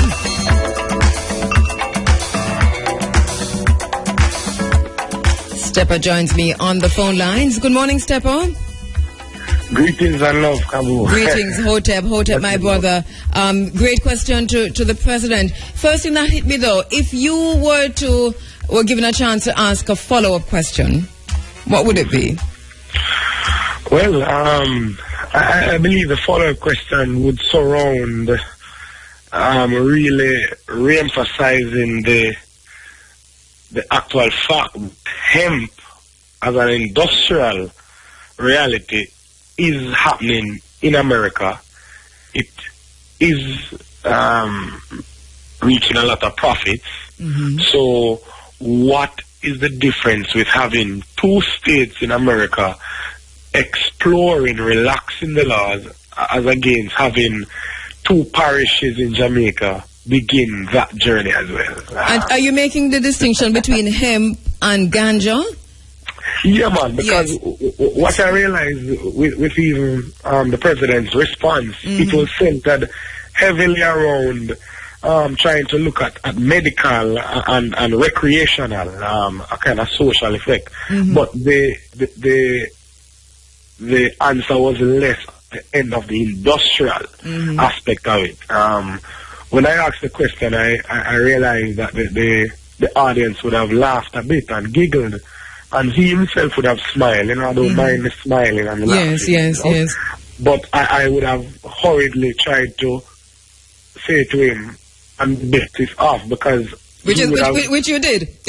Yes, yeah, man, because he was ready to answer the question. Yes. Because he was satisfied to answer a question from a Rasta man. Yes. Speaking decriminalization and legalization of marijuana and hemp, because it would have been on a smoking basis. Yes. But I was quick to point out that, Mr. President, I think I would want you to understand that I'm speaking heavily toward hemp and the economic reality of rising us out of the IMF clutches and the other economic prisoners that they have as on, Yes. And Steppa, it was a very long response that he gave, very long response. Yes. And I don't know if sitting there, if you got a chance to really figure out what he was saying, or have you listened back and said to yourself, how did you process this? You know what, in the first instance, I would say that I would not have expected the president to answer how I would have really wanted. And the fact is, my thought process is around grassroots reality Rastafari, overstanding heavily what needs to be done. His thought process is more in the policy of a world system, a Western kind of system that has seen marijuana, hemp per se, as on the front line, on the visual view, as something that is not good, it is wrong, etc. But then there's another flip side to it. So his answer surrounded heavily the social issues. He would have raised guns and drugs trade, you know. Mm-hmm. So that point of cornering marijuana with drugs as a drug, he went that option. He went the option of speaking to what I liked specifically was he spoke to, you know, the fact that we have youth who are, you know, have non-violent drug offenders per se, mm-hmm. and we have the prison system filled with productive youth as against dealing with something different. So he would have said we need to have a conversation. I love when he said that we need to have a conversation, and he closed by saying we need to have a smarter approach than we currently have. Mm-hmm. So he acknowledges clearly that is needed, you know, and he spoke to reform and the criminal justice system and all that kind of thing. Mm-hmm. So at the end of the day, though, do you get the impression, and this is many ordinary Jamaicans and people who have called me and even people who rush into my office after the whole answer and so on to say, this is how I'm seeing it, that Obama has just in effect said to Jamaicans, this thing about legalizing ganja is not going to happen. This is how Jamaicans reduce the response that he gave. It is not going to happen. America is against it. Is this how you understood what he was saying?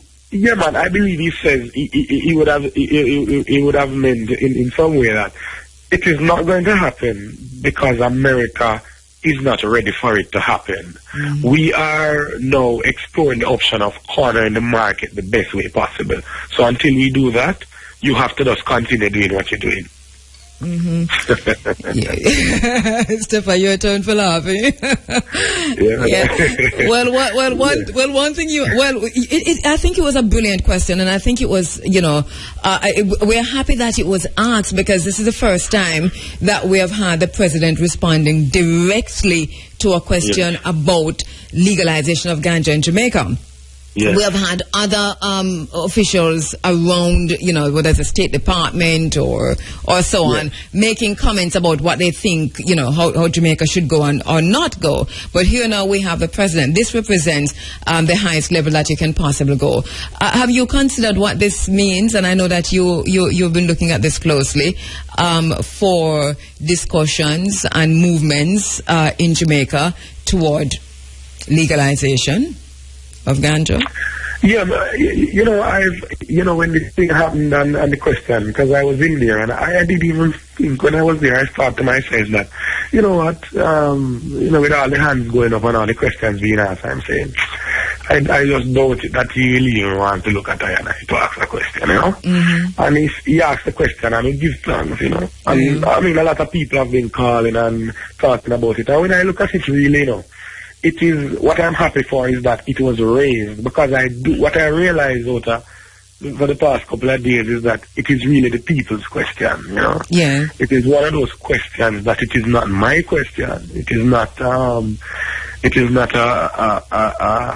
question that is only for my purpose. But I realize that it's the people's question. That is not only Jamaica, but it's the world asking that type of question. You know, wherever the green goal is probably a flourishing reality. Mm-hmm. People are really asking this question. But what I realize is that it has opened up doors or something. It has opened up some level of discussion, not necessarily on a high policy level, but it is bubbling very, very viciously or vigorously on the level of persons who are debating and advocating on this level. I believe that it has revitalized and reignited efforts around this, because his response has become something that has a lot of information in it that we have to look into. You know what I mean? Yes. When he spoke to the fact that 2 states are relaxing laws and federal won't be going that as yet, etc. Those are very clear. And his use of the word experiment when he says, you know, these are experiments, and let us see where that experiment goes. Yes, you know what I mean? So it really, what I'm grateful for is that it has really opened up much of the discussions on a higher level now, especially not on the level that we would want, because we don't really see governments getting up and saying, okay, yes, let's move with this. We don't expect that. But I see it on the balance of the lobbyists and the researchers, you know. I think we need to start delving deeper into analyzing some plan going forward as to the reality of him, because in my mind, you asked earlier about the follow-up question. Probably the follow-up question would even have something surrounding our own policy of burning acres, while probably in America they are reaping acres to move toward bioproduct, agro-product-based kind of thing. So I'm saying we burn acres of marijuana as a criminal issue on a criminal level, but in America they are growing acres and doing experimenting, you know. I agree with you. Yes. I agree with you, Steppa. And then also to look at, even as we continue the discussion among ourselves, what does this mean in the wider context in terms of the trade regulations and the trade deals, and even that the Caricom sit down, the conference of the heads of Caricom and the president, because obviously listening to what the Caricom chair said, that was discussed. You're talking about transnational crimes and drugs and so on. These are directly connected to, because they do make that connection to ganja, and the trade in ganja is considered one of those. When we talk about transnational trade, so there's a lot to sift through there and to unravel from what the president say, and to say what does that mean, even as we go ahead in terms of decriminalization. I'm looking recently now at what was published in the newspapers. I don't know if you had a chance to look at it. The ganja facts from the Ministry of Justice. No, I didn't see that. But you know what I'm looking at as well? I'm looking at the reality that, boy, we need a ganja champion. You know what I mean? And what I mean is we need a champion on the level of policy. You know, I don't think we have that. And I'm speaking both locally and regionally. I don't believe, for example, even the Caricom Forum, the only way that you will probably get a hint at ganja discussion is through drug discussion. You know what I mean? No, we need a direct connection to say, yes, this is the issue on the ganja hemp. You know, we need a champion. And I don't think we have any champion, because frankly, I believe that our leaders are afraid to tackle this issue, because we have to bring forth ganja not on the basis of drug, etc., etc. We have to look at it as an agricultural staple as well, you know, a product of the earth, something that is really under the agricultural agenda. So even the ministers of agriculture have to be considering how they begin to discuss ganja and marijuana, you know. But we first of all need a change in attitudes, because that is, I think, mindset and attitude is where our biggest problem lies, Steppa. But once again, Miguel Williams, you can call me Steppa. You have a jingle, you know, Steppa. You know you have a jingle. Yeah, because may I say, boy, I mean, standing up and asking the question, it was really, it's just being natural, you know. We are not swayed by, oh, this is the president of the United States. We give thanks, no. That was and the respect is due. But, you know, we have to be ourselves, you know. We can't get carried away in the moment. So I tell him, say, yeah, man, you can call I and I Steppa. And generally, that is where everybody call I. I'd like to point out to you that the president of the United States did say Steppa. So if I like you, me loop it. Yeah, right? You know the jingle, when I make a jingle, you say, what do I call you? And then you just have him say Steppa. Steppa. Steppa, you're paying me for that jingle. All right, well, good, Steppa. Thank you very much. Yeah, man. All right, Miguel Steppa Williams, lecturer and teacher, PhD candidate in cultural studies at the University of the West Indies, Dub Point, senior program development specialist in the Ministry of Youth and Culture, and CEO of Forward Step Foundation. It's not a spell.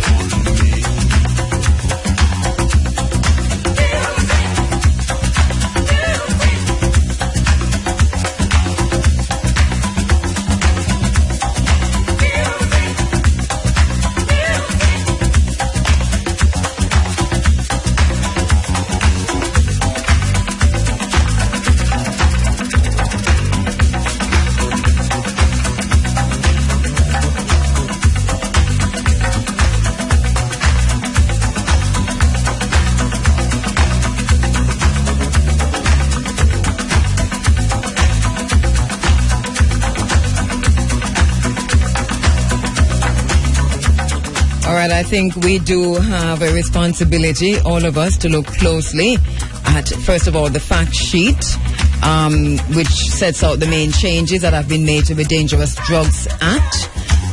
That was published in the newspapers recently. Recent amendments to the DDA, made the Dangerous Drugs Act 2015, will introduce several important changes to the way the DDA will operate in relation to ganja. And it talks about possession of ganja. Possession of 2 ounces or less of ganja is no longer an offense for which one can be arrested, charged, and have to go to court, and it will not result in a criminal record. That is there. However, the police may issue a ticket to a person in possession of 2 ounces or less of ganja, similar to a traffic ticket, and the person has 30 days to pay the sum of 500 Jamaican dollars at any tax office. A person who is found in possession of 2 ounces or less and who is under the age of 18 years or who is 18 years or older and appears to the police to be dependent on ganja will also be referred to the National Council on Drug Abuse for counseling, in addition to having to pay the ticket.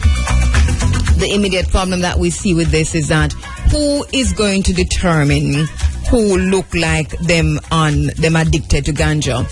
Is it the police who stop you, who is not a clinical nor counseling psychologist?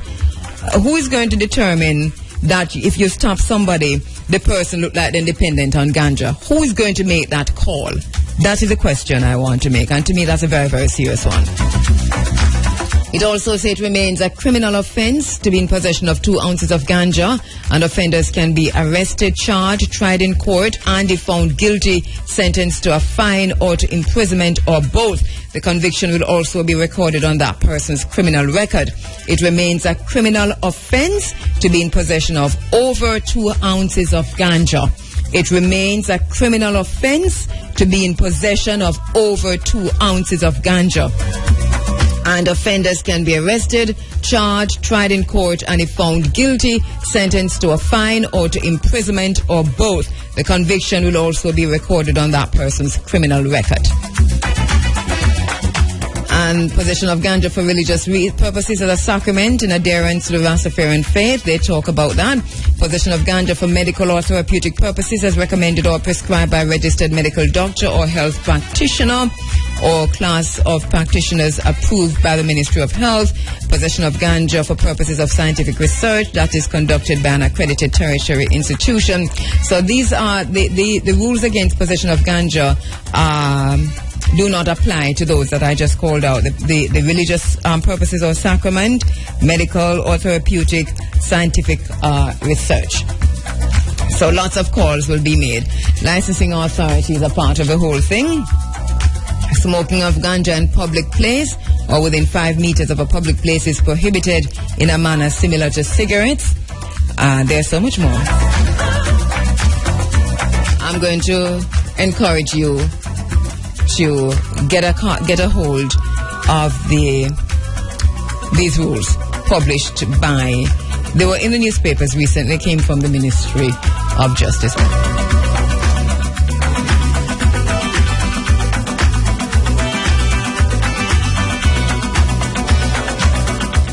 Speak truth to the people. To identify the enemy is to free the mind. Free the mind of the people. Speak to the mind of the people. Speak truth.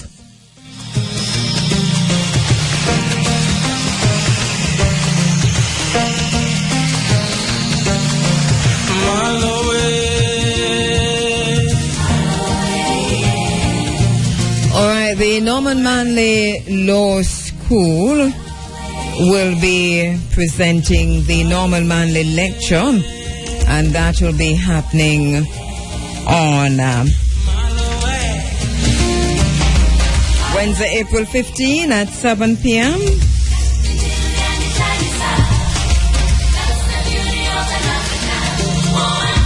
We're going to go now to the phone lines to speak with Rashane Cunningham.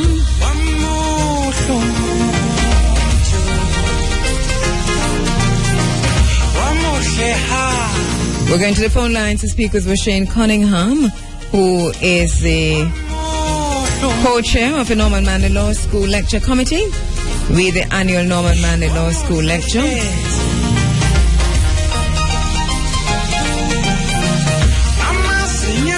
All right, Roshane joins me on the phone lines. Roshane, good morning. Hi, good morning, Kabu. How are you? I am very well. Thank you so much. You know why I'm saying thanks, right? I'm not quite sure. Because you actually call me Kabu. Oh, very well. All right, there you go, Roshane. All right, so the annual Norman Manley lecture, and this is which year? How far gone are you? This is what, 10th year, 11th year? I believe this year it's our 33rd year. 33rd? The lecture, yes. Okay, all right, and this year the lecture will be delivered by whom?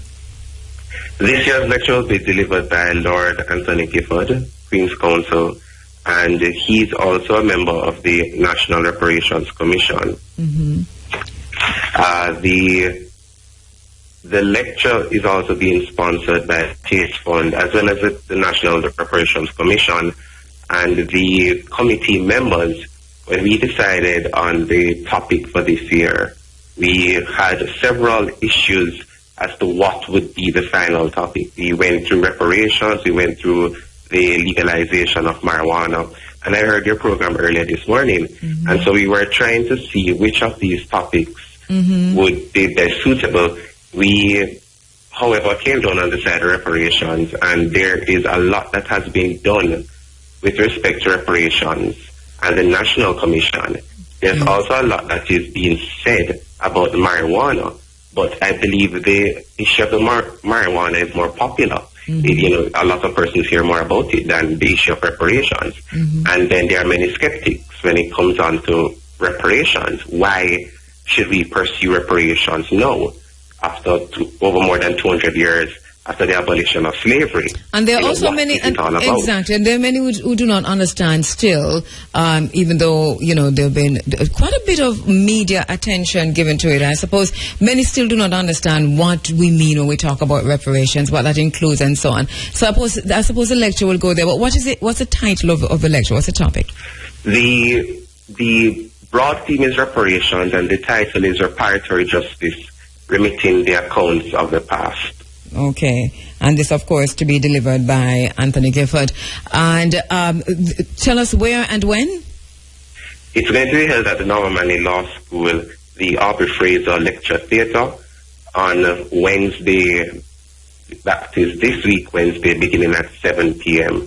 And we really just want the public to come out and be educated, because the National Commission would really like the public education, and we, the students at Norman Manley Law School, you know, having recognized the importance of the issue as well, would like for persons in the community and wider Jamaica to be educated on what the real issues of reparations are.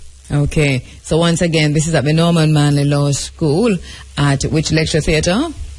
The Aubrey Fraser Lecture Theatre. And this is Wednesday, April 15, which is Wednesday coming, and it's at 7 p.m., so it's an evening time. And it begins at 7 p.m., yes. Right. Anything else happening in addition to the lecture itself? Well, in addition to the lecture itself, the lecture is actually a two-part lecture, because it is a lecture that is given annually in recognition and for the memory of Norman Manley, who was King's Counsel and after whom the school is named. So the first part of the lecture is usually a reflection on the life of Norman Manley, and that reflection this year will be given by his great-grandson, Mr. Drum Manley Drummond, who is also an attorney at law. Okay. All right. Thank you so much, Roshane. The lecture once again on Wednesday, April 15, 7 p.m. at the Aubrey Fraser Lecture Theatre. Thank you so much for this opportunity as well. All right. Take care.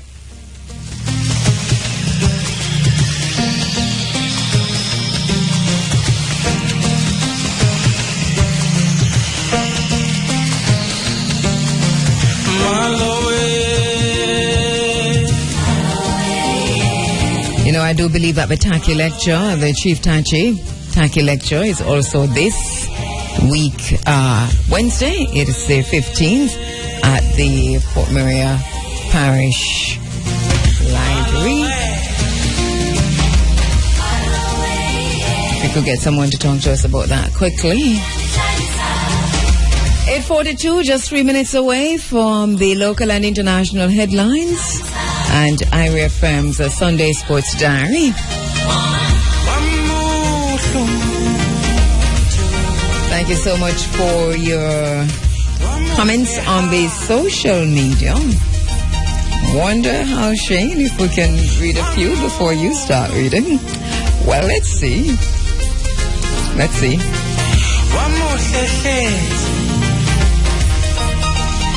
Okay.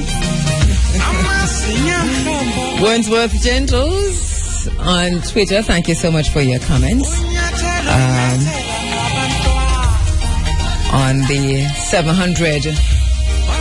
70 million.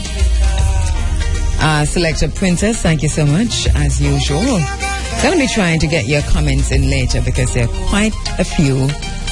Thank you for listening, Primary from Ghana. Primary is actually saying, so Bob Marley isn't a national hero in Jamaica? You must be joking. And he says, Ghana will take him. All right, Primary, how are you doing, my brother?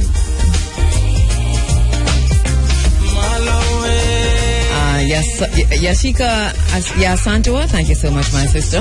I'll be reading these comments in a little while. Michael Grizzle at Miss Corby. Aldith Hunker. Quite a few to read from Twitter. Just a minute away from news and IRFM Sunday Sports Diary. On Sunday afternoon, sitting in the Pacola Park, the sun was streaming through the leaves, lava just falling up and down. Here come my beauty taxi lady. She comes from North Cowenny Sound. Lobo Sheven, Lobo Sheven.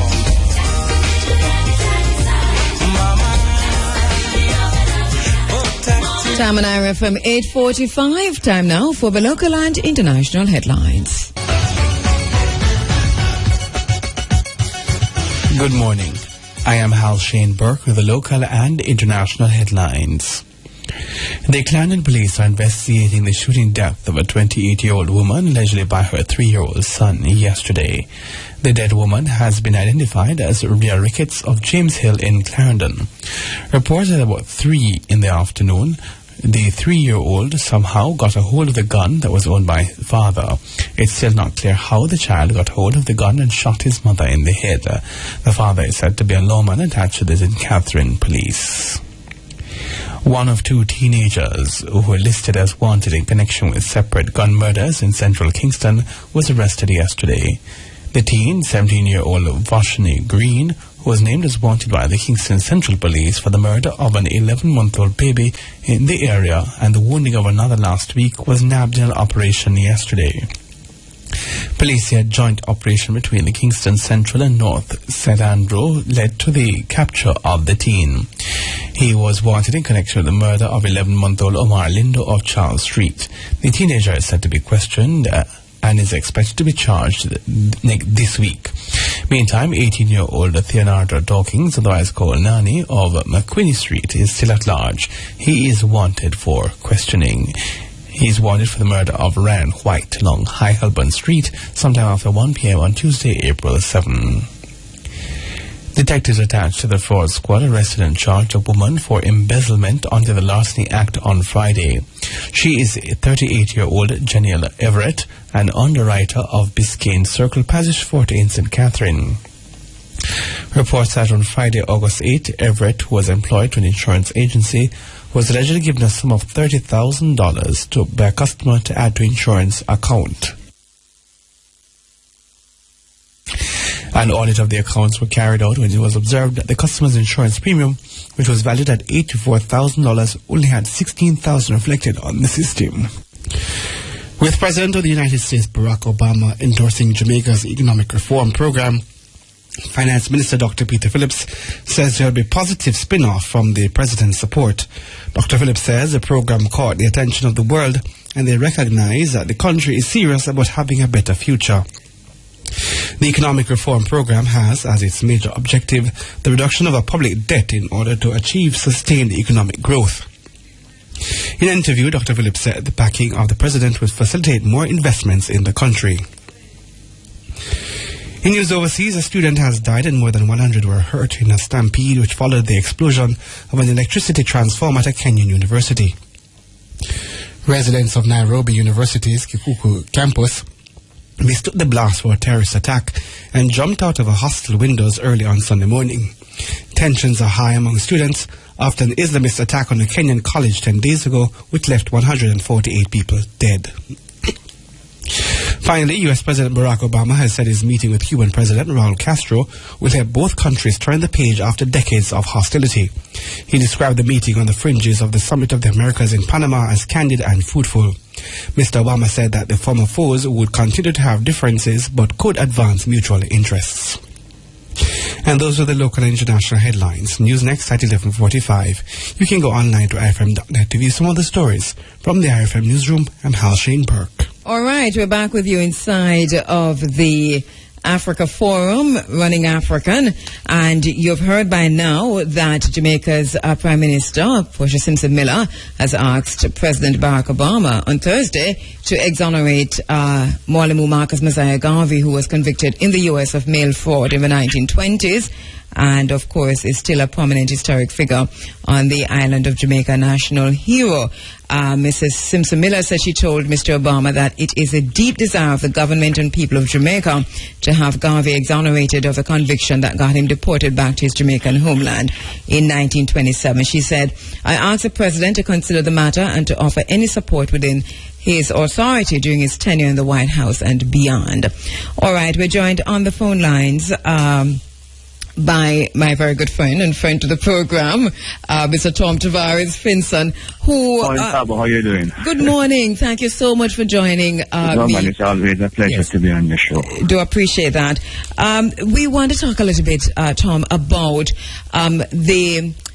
there is a movement for the exoneration of Marcus Messiah Garvey, and while I understand that, I want to talk specifically about what's the situation in relation to Marcus Garvey, Paul Bogle, Sam Sharp, George William Gordon, and others here on the island of Jamaica who were also charged, tried, and some of them executed for all different kinds of crimes. Have they been exonerated? Are they still considered criminals on the books? Well, let me just clear up a number of issues quickly that revolve around the word exonerate and pardon. Yes. My understanding is that the power of the American president is to issue a presidential pardon, and these pardons are often issued at the end of his tenure, and there's no questions asked. You remember, for example, that Clinton had controversially issued a presidential pardon to a man by the name of Rich, of course, who was wanted internationally. That presidential pardon is within the power of the President of the United States, and my understanding is that he exerts that authority without much reference to anything. In other words, it's a privilege of his office. Yeah. So that is where we would be going in relation to Garvey in the United States of America. In Jamaica, the situation is different. Our Constitution gives the Governor General the authority to issue what is really referred to as a royal pardon. And that was in fact done for Garvey in the 1980s. But that does not affect the conviction. A royal pardon essentially affects the sentence. But that, of course, doesn't really help us here. All right, explain, before you go on, Tom, explain the difference there for me, the sentence as opposed to the conviction. The sentence has already run, obviously from 1927, 29, right? That sentence is completed. What the royal pardon does really goes to the issue of the sentence, which is what Garvey has, which is it's really something that is extremely symbolic. In other words, what the pardon is saying, oh, you shouldn't have been sentenced to 3 months for contempt of court. Exoneration, or the expungement of the conviction, means that you never ought to have been convicted in the first place, because you were convicted in a system that was unjust and unfair, and the actions that you take were actions of liberation and self-exertion, and not a criminal offense. So what we need to do in Jamaica, and I should say to you that the legislation is well advanced for this process to take place. And when I say well advanced, I mean it will be put in the Senate, I believe, before the end of April, certainly by the latest, the end of May. And what that will do is to eliminate the conviction. It will say you should never have been convicted in the first place. So that is where we need to go in relation to Mr. Garvey here in Jamaica. And I think that it is important for us to do that, and to do it quickly, so that we are on a good footing to exert some amount of influence, if possible, over President Obama's presidential pardon discretion that he has at the end of his office. Yeah, because I've been thinking about that. You know, how do you say to the President of the U.S., exonerate Mwalimu Marcus Messiah Garvey, when here in Jamaica there's some action that needs to be taken to ensure that we would have already cleared his name, you know, before we can move to a foreign... It has been something that has really... You see, because there is a degree of misunderstanding as to what has been done so far. I've been in touch with a number of Mr. Garvey's family connections, and I really explained it to them and indicated that what was done is not really sufficient, and we need to go the other step. And it is in relation to that we also are going to deal with the persons who were convicted as a result of the Morant Bay Rebellion. That is to say, Paul Bogle, George William Gordon, and I think really over 200 other persons. So the move is really to go towards expunging their conviction as well. And do you see this happening? A small act of parliament. Pardon? Oh, you said a small act of parliament? Yes, it's nothing that is controversial or difficult. And the legislation has been drafted and will be put before the Senate within 2 months. Do you see this happening before October? Yeah, absolutely. Because that would mark the month now of the 150th anniversary. So we're in the year of the Morant Bay Rebellion. Of the Morant Bay Rebellion.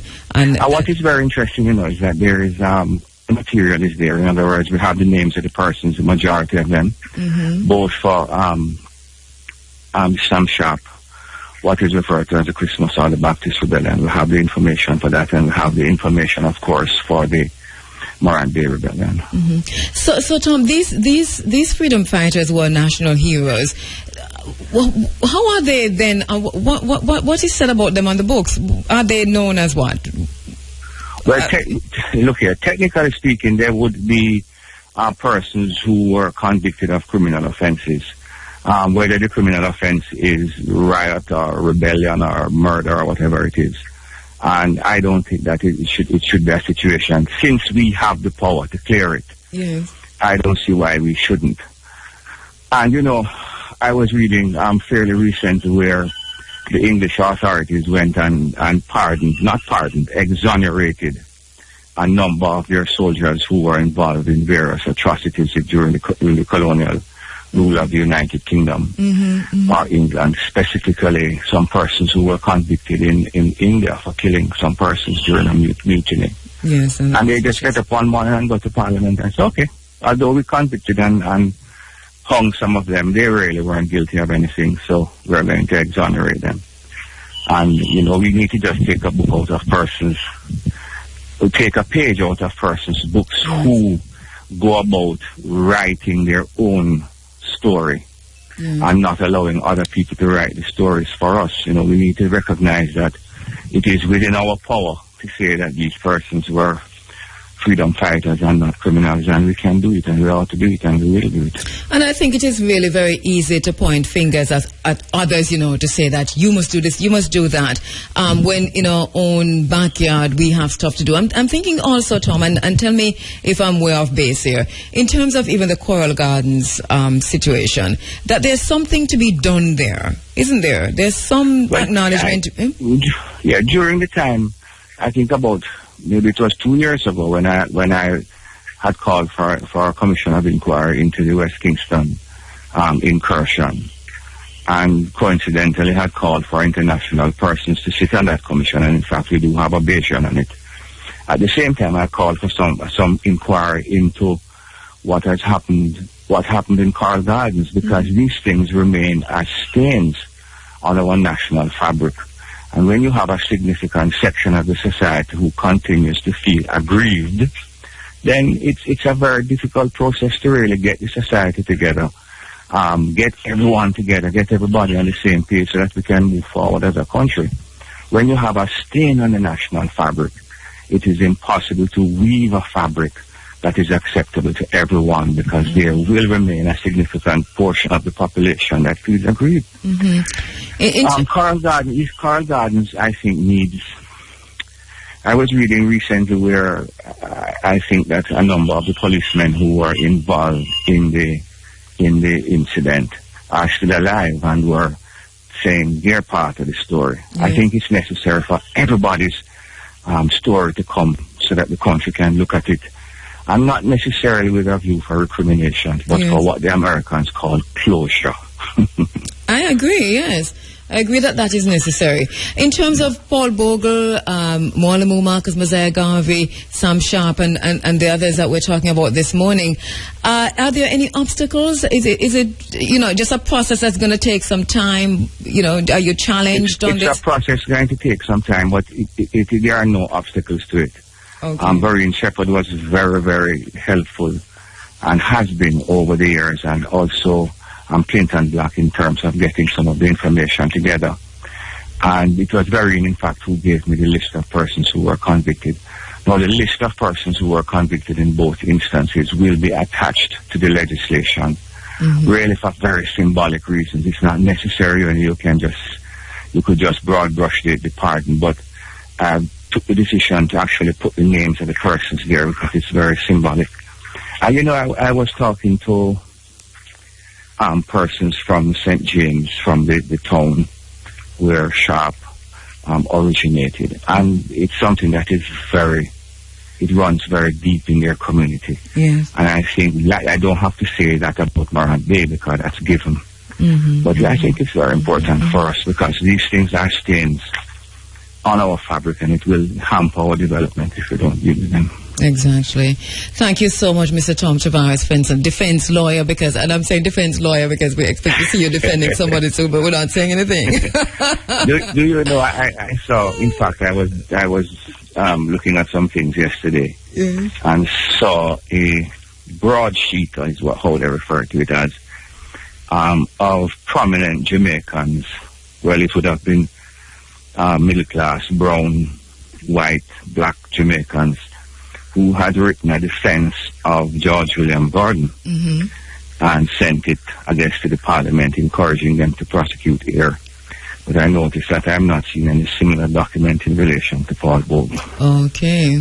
I just threw that one out there. They were very intent on defending the reputation of George William Gordon. I don't know if they had the same feelings about Paul Bogle. Well, I suppose all of that will, and I suppose Clinton Hutton probably can give us some information on that too. Absolutely. He's done so much work in that regard. But thank you so much, Tom. God bless you and have a nice day. You too. Mr. Tom Tavares Fenson there, attorney at law. Senator Tom Tavares Fenson, leader of opposition business in the Senate, member of Parliament and Justice of the Peace. So we've got some work to do in our own houses, in our own homes, that even while we ask the U.S. to exonerate Mwalimu Marcus Mosiah Garvey, we still have to expunge his records here on the island of Jamaica, and that has not been done. And really, there is just something that's not so kosher about asking the U.S. to do this while we still have things on the ground here that we have to work out regarding Mwalimu Marcus Mosiah Garvey. So let's expunge his records here in Jamaica and then deal with the rest of it. It can happen simultaneously as is probably happening right now, led here on the ground by Senator Tom Tavares Fenson. Also, clearing the names and expunging the records of Baba Paul Bogle, Baba Sam Sharp, We didn't talk about Taki, but we need to talk about Chief Tai Chi, and we need to look at that. But we're getting into the 150th. We're in the 150th anniversary of the year of the Morant Bay uprising, the Morant Bay Rebellion, the Morant Bay Liberation Struggle. And come October, right down that month, it's going to be a very, very active month in Jamaica. A very, very active month at Irie FM. There's going to be all kinds of stuff.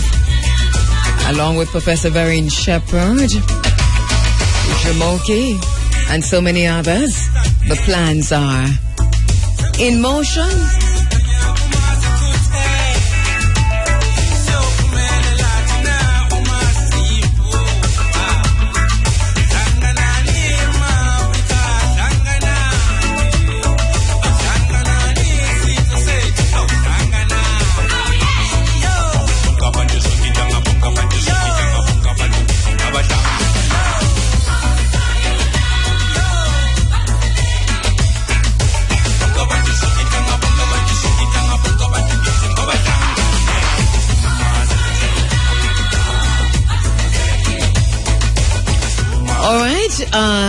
It was unscheduled. You know, Barack Obama made they say unscheduled, but it was unannounced stop at the Bob Marley Museum. He said it was one of the best events and times in his entire presidency. We're going to play the exact words. Well, here's another unscheduled stop. Mutabaruka is in Cote d'Ivoire, the Ivory Coast, and unannounced link, but here he is on the phone lines. Muta, morning. Morning. Afternoon. You know, I listen to afternoon, about 2 o'clock, but I listened to a while ago about the exoneration and the whole thing, and it's, you know, the question of Bob Marley being a national hero is something that Irish we have always been advocating. But my thing is that people who said Bob Marley cannot be a national hero must reflect, and I keep saying it, that Jamaican national hero, most of them are criminals. And when I say criminal, I don't mean I agree that they are criminals, but I am saying that if you can make Paul Bogle a national hero, Marcus Garvey, who have a criminal record as a national hero, Sam Sharp, such national hero, and Williams.Rhode, a national hero, and they are on the books as criminals, what is it saying for the Jamaican society if we mention Bob Marley and people say the reason why Bob Marley, they don't want Bob Marley because smoke ganja have too much picnic? That's the exoneration of these people who then call criminals must be something that is a great priority. It's great priority. You cannot go to Obama to ask you for exoneration when you have national heroes who you deem to be criminals. Well, that is the point, Muta, and it is such an irony and almost, you know, hypocritical in a way that you don't look inside to what is wrong and what we need to do. And I'm throwing in and will not stop the Coral Garden situation in that, and many people who were criminalized in that too were put in prison. And I don't even know what their situation is in terms of whether or not they were tried and sentenced, or they were just what happened afterwards. People spend years in prison as a result of just being in an area. But to go back to the national heroes though, to talk about, you're right. I mean, all these national heroes are criminals. Criminalized on the books, you know, on oppressive system. Right. But Muta, the Bob Marley situation for me, you know, I hear what you said. The response that is usually given is that yes, him have too much picnic and him smoke ganja, but it is the Rastafarian element that I think is the main hindrance in the minds of those people who sit on these committees to naming Bob Marley a national hero. It is the fact that he's a Rastafarian. Simple. But they who saying this uphold Paul Bogle as a national hero. Which is more devastating to Jamaica. A criminal who was charged by the state, or a man who have a philosophy that has stayed in Jamaica outside of the rent of a little small island to almost like a major world power in terms of cultural expression, and we not giving the world a new religion. What is more devastating to Jamaica? But Moja, Paul Bogle would not have been made a national hero today, you know, if I've been asking the question too. Yes. So suppose if Paul Bogle rise up in Jamaica, what would the government of Jamaica so do? He would be extradited? Because they wouldn't see themselves, just like the government, just like the Europeans who killed Paul Bogle because they feel that he was against the state. This government, the Jamaican government, if a man rises up right now and says the people them have suffered too much, we need insurrection. They're going to kill him and say it is against the state. Because they don't see themselves as enemy of the state. The government of Jamaica don't see themselves as enemy of the state. Paul Bogle, Sam Sharp, and all of these people saw the government at the time as enemy of the state. And it's very difficult for when you're in power to acknowledge and understand that there is something intrinsically wrong with the system right now. That the possibility of a next Paul Bogle will rise up.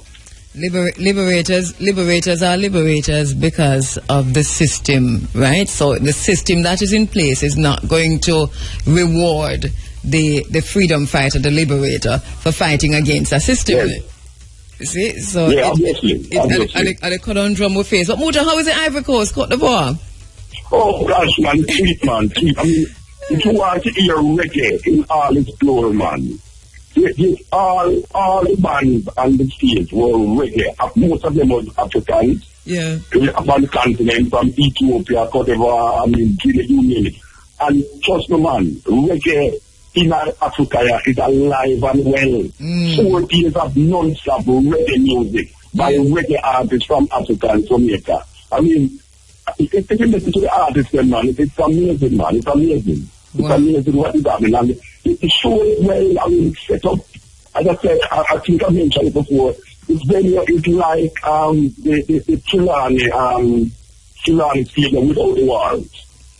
Okay. So it's not really a stadium. It's a open land without the walls. And what they do is like, we're going to be falling in sand place, like beach sand. So when the wind falls, it will sap up, plop. So, I mean, last week we left here 5 o'clock this morning. Wow. No nice abatement. It's a rainy season there now. Yeah, we're cloud the dark out now, but it's another thing don't do everywhere there right now. Tonight, Mark and Heritage, the only reggae act that made to perform with some other Africa so Mark and Heritage, it's tonight. Yes, I'm looking forward to that. Are you perform already? Last night, man, Marcia Griffith, and to the mod. I mean, sweet. Wow. What the conference? How the conference is wrapped up now? All right. I want to tell you something about the rain station. You know that we was beaming Obama to the people in here, and apparently it had struck them so much. It was so impressive that they went out and bought a machine now to broadcast live things in the country. So what they did at the conference and the show live on the radio station, which was not happening before we came here. So that is something. Yes. Yes, so the conference has been going on, Marcus Garvey Jr. Sorry, not Marcus Garvey Jr. Julius Garvey, Jalani, and different Rastafari bringing attention from all over. Themselves, it's wonderful. I mean, it's amazing to see that the African them actually take the thing now and say, look here, Europe, we love all our dope for reggae, but see now, we come now, we have a bit. Take it to the continent. All right, sounding good. How you manage with the broadcast and the language in terms of, because I know it was a simulcast. Yeah, the language is not a problem, but the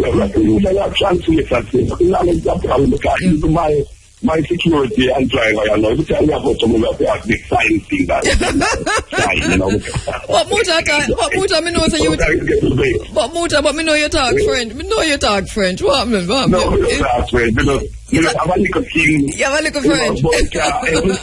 No, let me tell you something, man. It's a problem, you know. Because when you are in the market and buy something, like, I tell you how much it is, and I tell you something, like, you try to explain to them. It's like you call people who have nothing to do with the thing. Yeah, you see what? To come tell them exactly what you want to say, you know. You see what the Swahili... You have to walk on the place. You have to problem is, you have to walk on the place and ask people, you speak English and French? You speak English and French? Come, I want you to do something for you. Boy, it's a shame, you know. We make it all, by the way. Yeah. One of the I find a big difference is that we went to the Prime Minister's palace on Saturday. We sell Jackie, Bob's Green, John and Sister, and Julia Garvey. We were invited to the Prime Minister. We started for quite a long time discussing different aspects of things, and I learned so much. I never know that Akan is in Cote d'Ivoire. I didn't know that. I didn't know that the Ghanaian influence and the Ghanaian,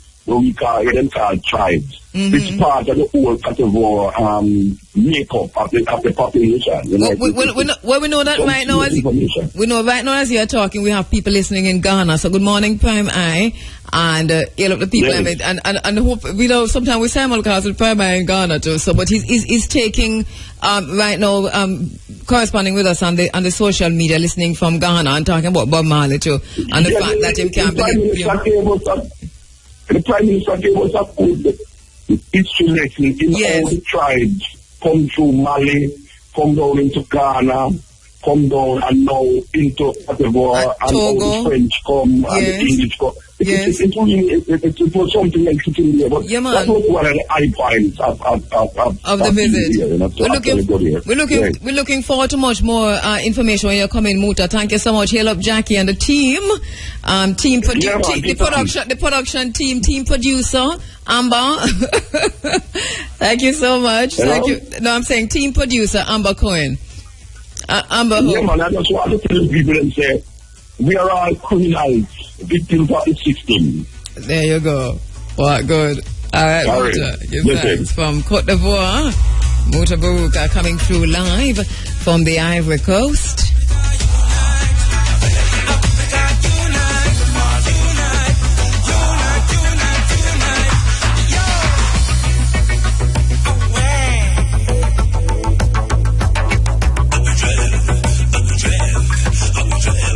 Hey, just in case you're wondering some of what happened here when Barack Obama, the President of the United States, visited Jamaica, well, a statement of intent was signed outlining planned areas of cooperation on the development and deployment of energy-related technologies between both countries.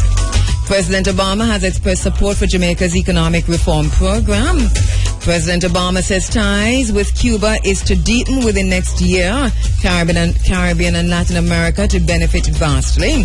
Nearly 70 million investment for development in education, entrepreneurship, innovation, training and employment of young people in Jamaica and the rest of the Caribbean. And the launch of Young Leaders of America's initiative, which will also encourage more exchange programs for Americans to study in the Western Hemisphere.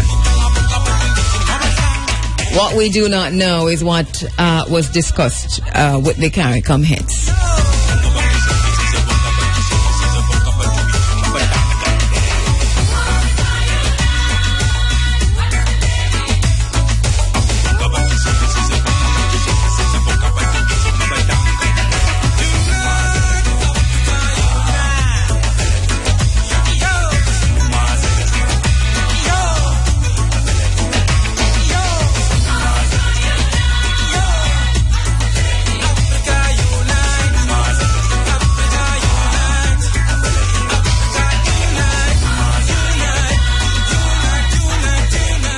Nothing from the masses of the people. Tell no lies. Expose lies whenever they are told. Mask no difficulties, mistakes, failures. Claim no easy victory. Once again, to say good morning or good afternoon to Prime Eye of Gold FM in Ghana. Prime Eye is writing, he says, Muta is so right on Ghana's link with Cote d'Ivoire. We have Akans in both countries. The link is strong. Thank you, Prime Eye. Going to be going to the bottom line shortly, but just quickly, Selector Princess on Twitter says 4 days of Reggae Music Festival in the Ivory Coast. And thank you so much, Selector Princess. Doing a brilliant job. Let me just retweet all of what you're tweeting there. All right.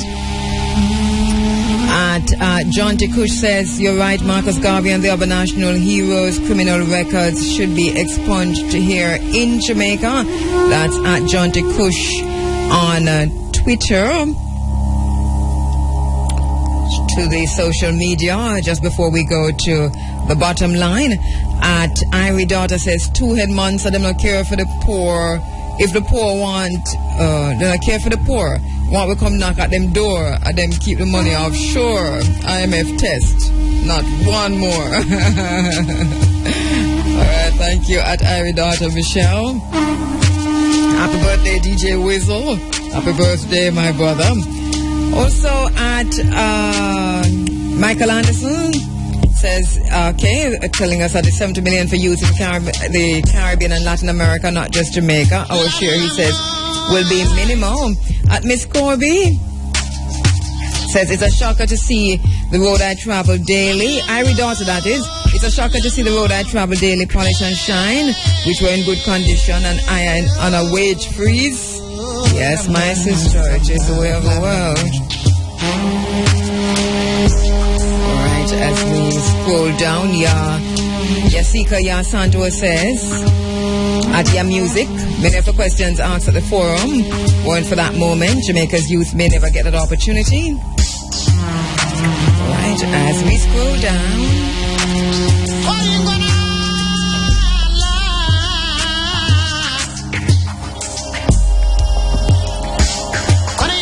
I'm on Twitter at Kabuma at Kheru or the Africa Forum. On Facebook, Kabuma at Kheru or Running African, the IRFM Forum, or China in Jamaica. By the way, we do have, and we have created a Facebook page, China in Jamaica.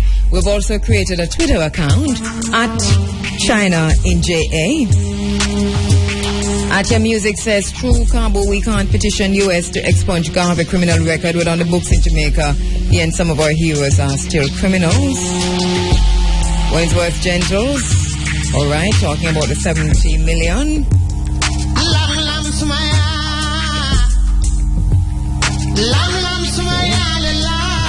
At Uncle Milty says, I think it's young entrepreneurs throughout the region, not specifically Jamaica, yes. All right, so we're just getting a freeze on our system.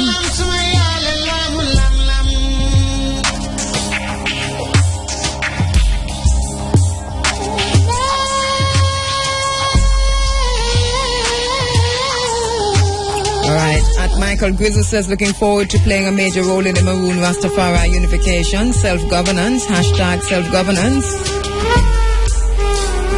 Welcome, Jermaine Mosi.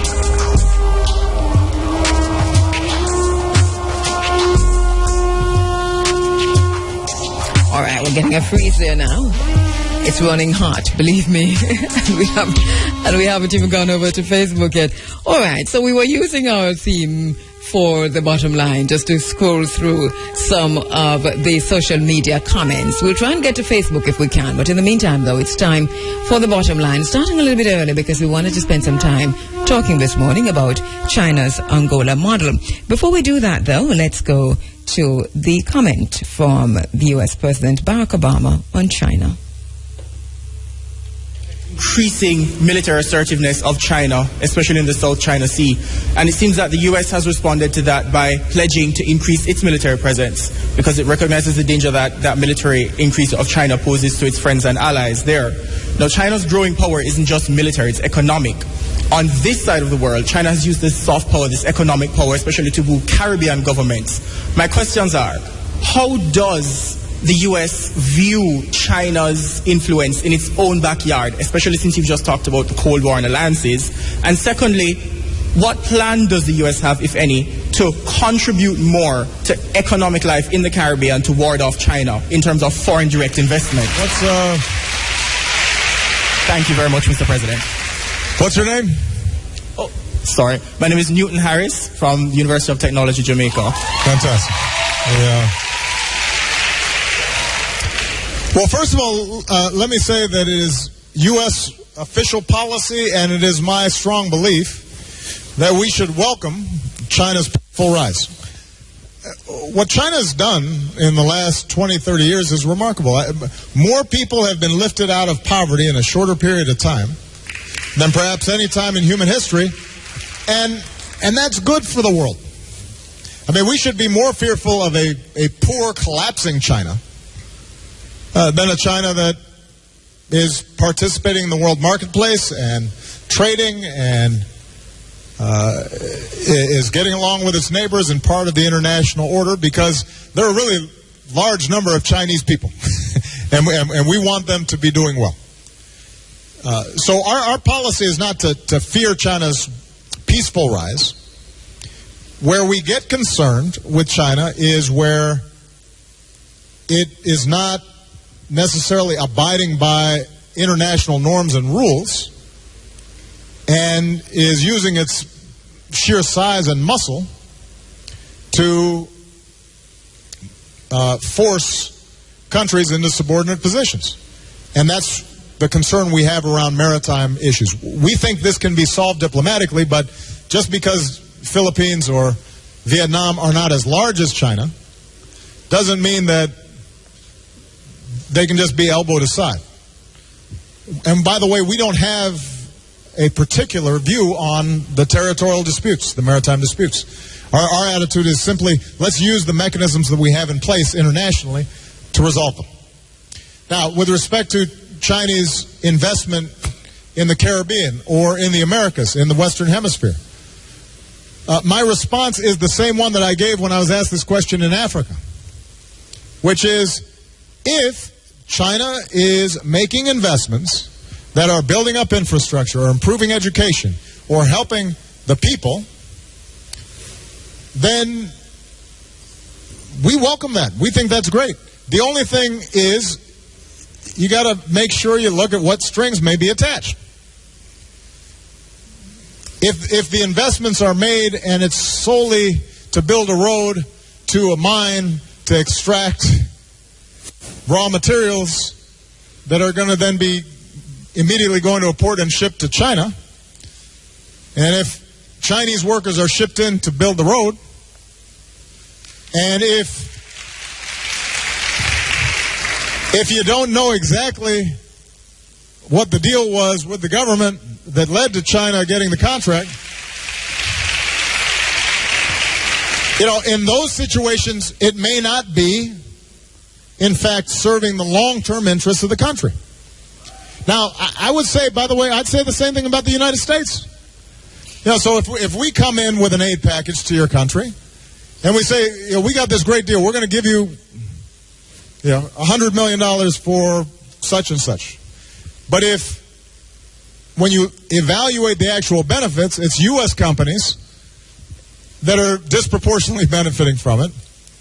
And it's creating a situation where, over the long term, the United States is making a whole lot of profits, but it's not leaving behind a sustainable industrial base or ways in which that country can develop. Then you have to evaluate that and try to get a better deal. So what I'm saying is not unique to China. I think that's how all countries should be operating. Your government should be transparent. It should be clear about what you're getting. There should be an accounting of how the money flows. There should be a sense that over the long term, Jamaican businesses or somebody from Belize is getting a job, or right? I mean, there should be some sense of how's this benefiting us over the long term. And that's, I think, the only criteria that we're going to lay out. Now, last thing I'll say, because you asked, you kind of posed, is there like a bidding war going on here for affections? Chinese are giving us flowers and chocolates, and You know, what are you doing for us lately? And so what I would say is this. The United States, I think, historically, has been an enormous provider of development aid. Not always, by the way, has it followed the rule I just laid out in terms of whether or not the local recipients are benefiting. But I think we've gotten a lot better at that. And if you look at institutions like the World Bank or other multilateral institutions, we remain the largest contributors by far. So sometimes look at what happens in terms of when Haiti gets decimated. You know, who's raising the money? We tend to look pretty good. Turns out we're doing more than our fair share. And we will continue to do that. We do have some fiscal constraints. And sometimes I think when I travel to the Americas, to the region, people ask, why don't we have sort of the kinds of, you know, Alliance for Progress programs with, you know, huge sums of money? Well, part of it is that, you know, right after World War II, the United States was so large relative to the rest of the world. You know, Japan was decimated, Europe was decimated, huge chunks of the world were behind the Iron Curtain, and so it was natural that we gave fivefold or tenfold more than anybody else could do. Well, things have evened out, in case you haven't noticed. We're still by far the most powerful nation on earth, and we still do more than everybody else. Turns out we're doing more than our fair share. And we will continue to do that. We do have some fiscal constraints. And sometimes I think when I travel to the Americas, to the region, people ask, why don't we have sort of the kinds of, you know, Alliance for Progress programs with, you know, huge sums of money? Well, part of it is that, you know, right after World War II, the United States was so large relative to the rest of the world. You know, Japan was decimated, Europe was decimated, huge chunks of the world were behind the Iron Curtain, and so it was natural that we gave fivefold or tenfold more than anybody else could do. Well, things have evened out, in case you haven't noticed. We're still by far the most powerful nation on earth, and we still do more than everybody else. But we do expect others to step up and do their fair share. But I can guarantee you this, we will always do our fair share. And nowhere is that truer than in the Caribbean and in the Americas, because you are our neighbors and some of our closest friends. All right?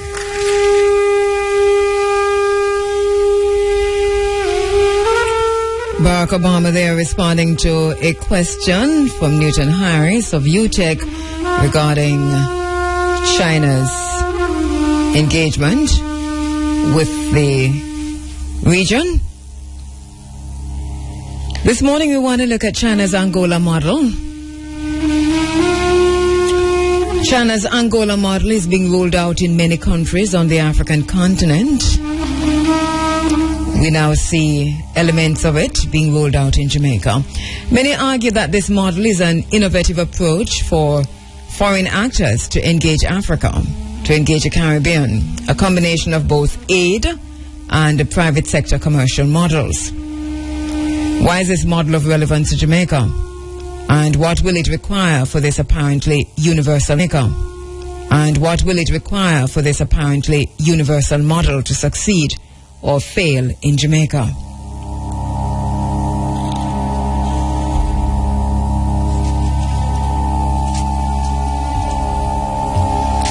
The bottom line is that in rolling out the model in the Democratic Republic of the Congo, analysts on Sino-African relations had argued that for the Angola model to succeed in Congo, it would require stability and responsible leadership by the DRC. So far, the Angola model is very well underway in the DRC. And even as we look at the situation that's unfolding in the DRC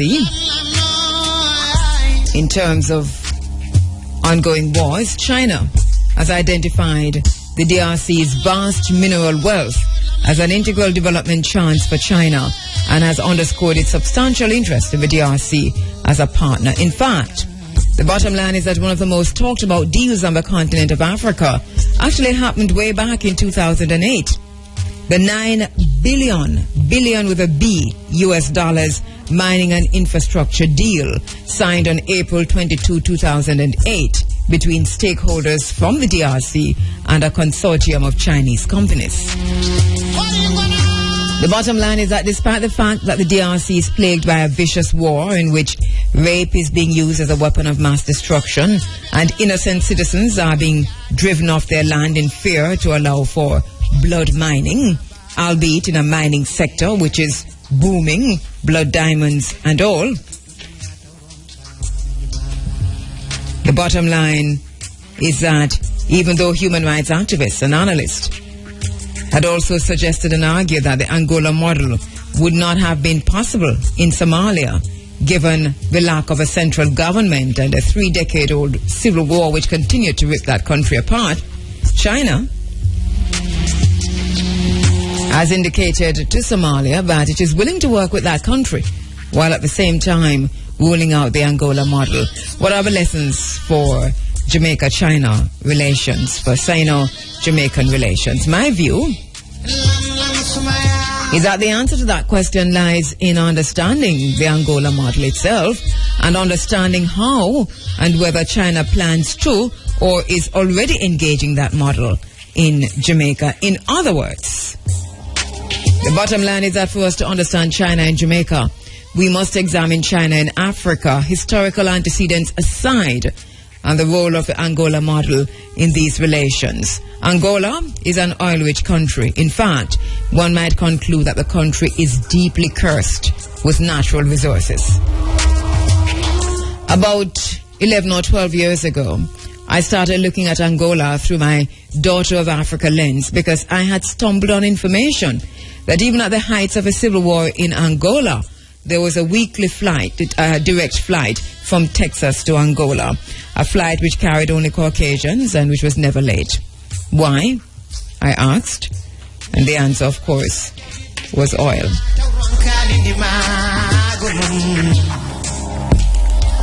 In 1975, Angola's War of Independence became a conflict between East and West Angola after the abrupt pullout by Portugal.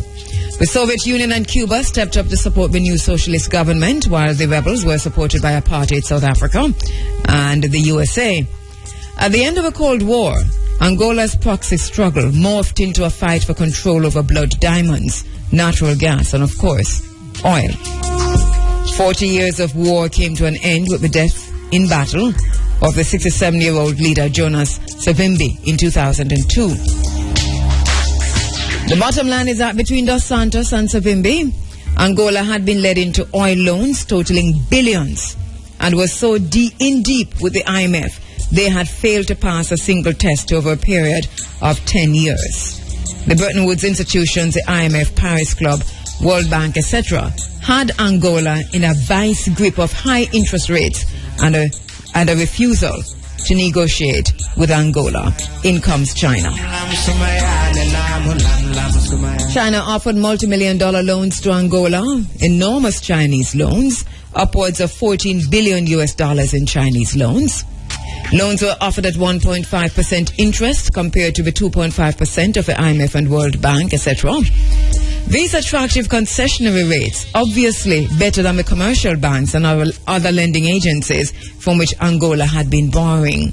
Although Angola could use these loans for whatever purpose it desired, in almost every case, Angola wanted to use them for improving infrastructure in Angola, and China said that was great. But, and this is where the Angola model begins to take shape. China said that's great, but we, China, want to tie these infrastructure projects to Chinese companies, usually state-owned companies, the large construction companies in China. Additionally, China said, since this is a loan at a fairly modest rate, we need to identify a way in which Angola can pay the loan off. The bottom line is that Angola has a lot of resources. Of course, oil, and the model is born. The arrangement became, as Angola shipped oil off at market rates to China, that pays down on the principal and the interest on the loan. So the model becomes much clearer. A series of multi-billion-dollar loans to Angola, with Angola paying them off by shipping oil to China. But in addition, and now we're seeing the Angola model nearing perfection, the loans are being implemented by large Chinese construction companies that are building infrastructure projects that Angola wants. And that for us here in Jamaica is very familiar. Remember how that Angola had contacted Western countries asking for large loans from them to do something similar and was not accommodated. China is now filling a void. In a sense, there are 2 or 3 wins in this for China.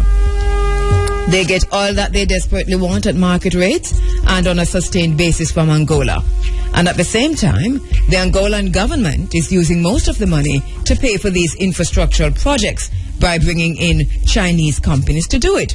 And furthermore, there's a large element of Chinese labor involved in these projects. The percentage you'll find varies from country to country in terms of China's Angola model on the continent of Africa. We're seeing a similar thing being played out here in Jamaica. The bottom line is that Angola gets its infrastructure projects,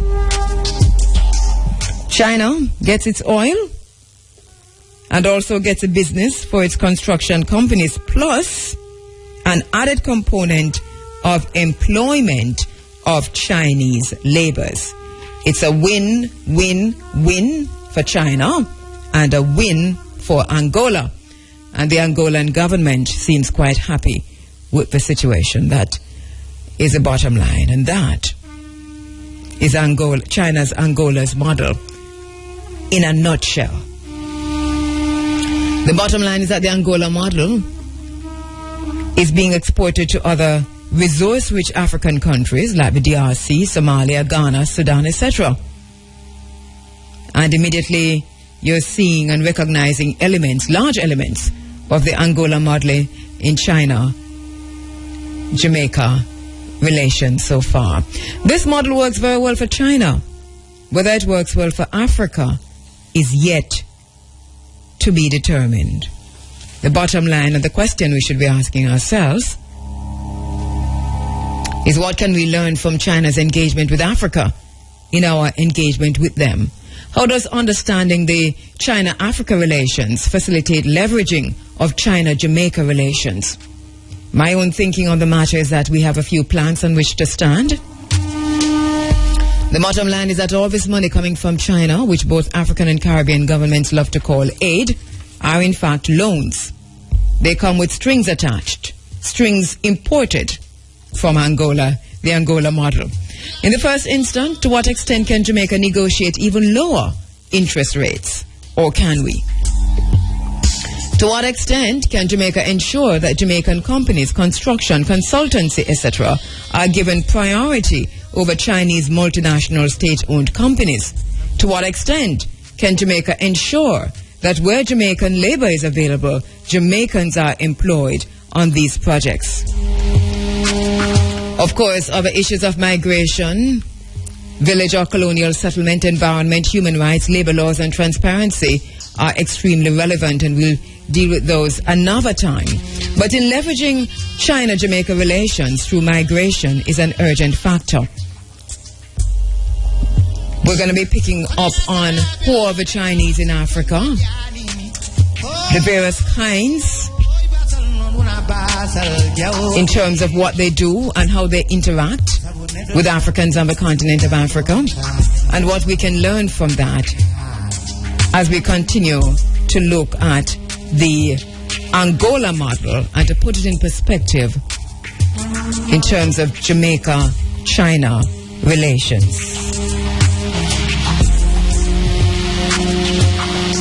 Bottom line is that to understand and respond to China in Jamaica, we must understand China's Angola model and China in Africa. That's the bottom line.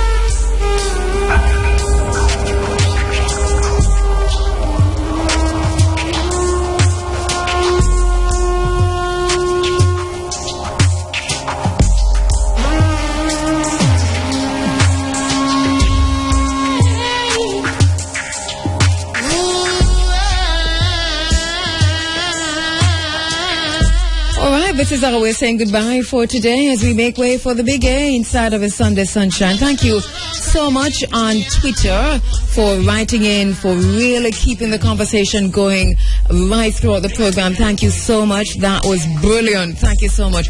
On Facebook, as usual, thank you so much for participating. And you do know that I respond to my Facebook messages. So once I get home, this is what I do. I sit and I do respond to the comments that you send in if I'm not able to respond on air. So thank you very much for participating on the social media, on Tumblr, on Foursquare, on Pinterest, on Facebook, on Twitter, on Instagram. I have not been to my Instagram account in a very, very long time because I've been locked out of it in some way. But anyway, so that let's just say that wherever we're on the social media, thank you so much for listening on the internet at ireafm.net. Thank you, thank you, thank you. On the 107s, 107.1 all the way to 107.9. Thanks so much for joining. Really appreciate the conversation. Thank you, Muta, for calling in from the Ivory Coast. Thank you, Tom Tavares Finson, Senator Finson, for calling in, for helping us to understand a little bit more about the exoneration and pardon of our national heroes who are criminals on our books.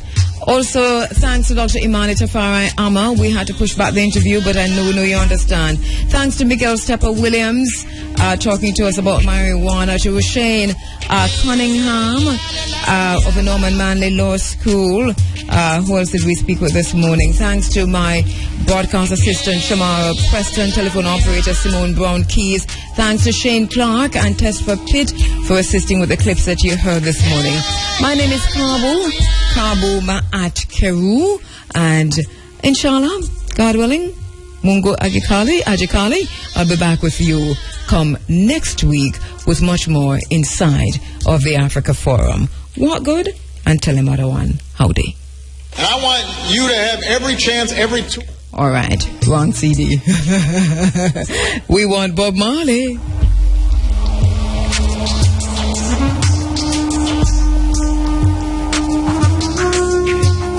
Okay, here we go. Quick trip that I made last night to Bob Marley's house was one of the more fun meetings that I've had since I've been president. As a big fan since I was in high school, and is indicative of the incredible spirit of the Jamaican people.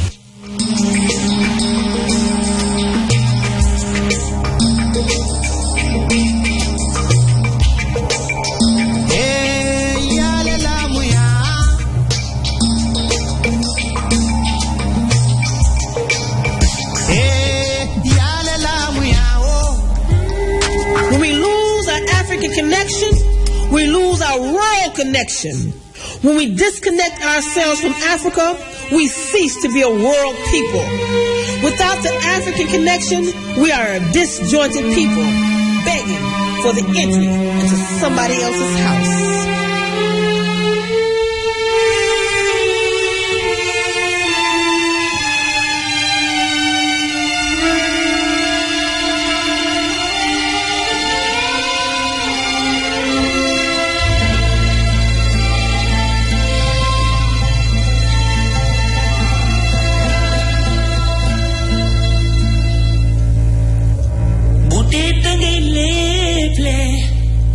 lebalal ku am pay Seydina Limaamu Yàlla fay na ko ñeent fukki at ya Muhammad woote ñeent fukki at ya Maam Limaamu woote Mahdiyu Laay Muhammad waxoona ma dem ci yoon wi Seydina Limaamu feeñ ca te fees ko ana kisaab Mami Maam Raan Laay moo ni woon géej yow xam nga may kan bëgg naa nga dellu ca la géej ga delloo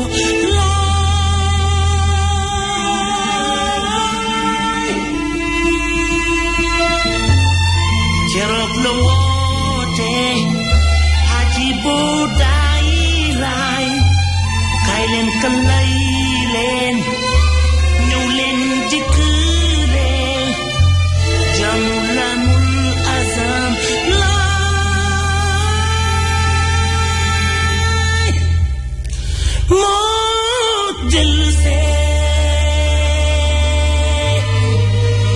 moo dellu see moo dellu see Mahdiyu Laay moo dellu see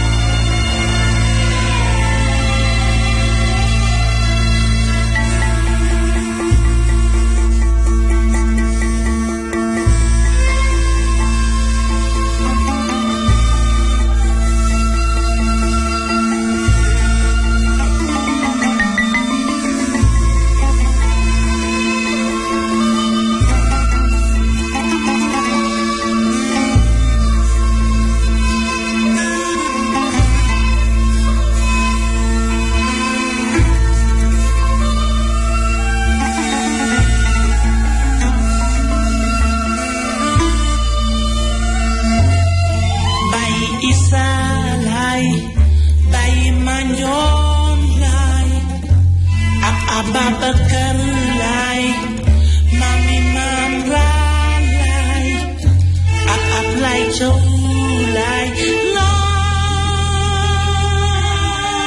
laay Mami Useynu Laay Madiyu feeñ na sargal nga réew mi ba ñépp a ngi naan laay yaa ànd ak Isa ba ñépp a ngi naan laay laay laay yaa dellu see Mahdiyu Laay yaa dellu see yaa dellu see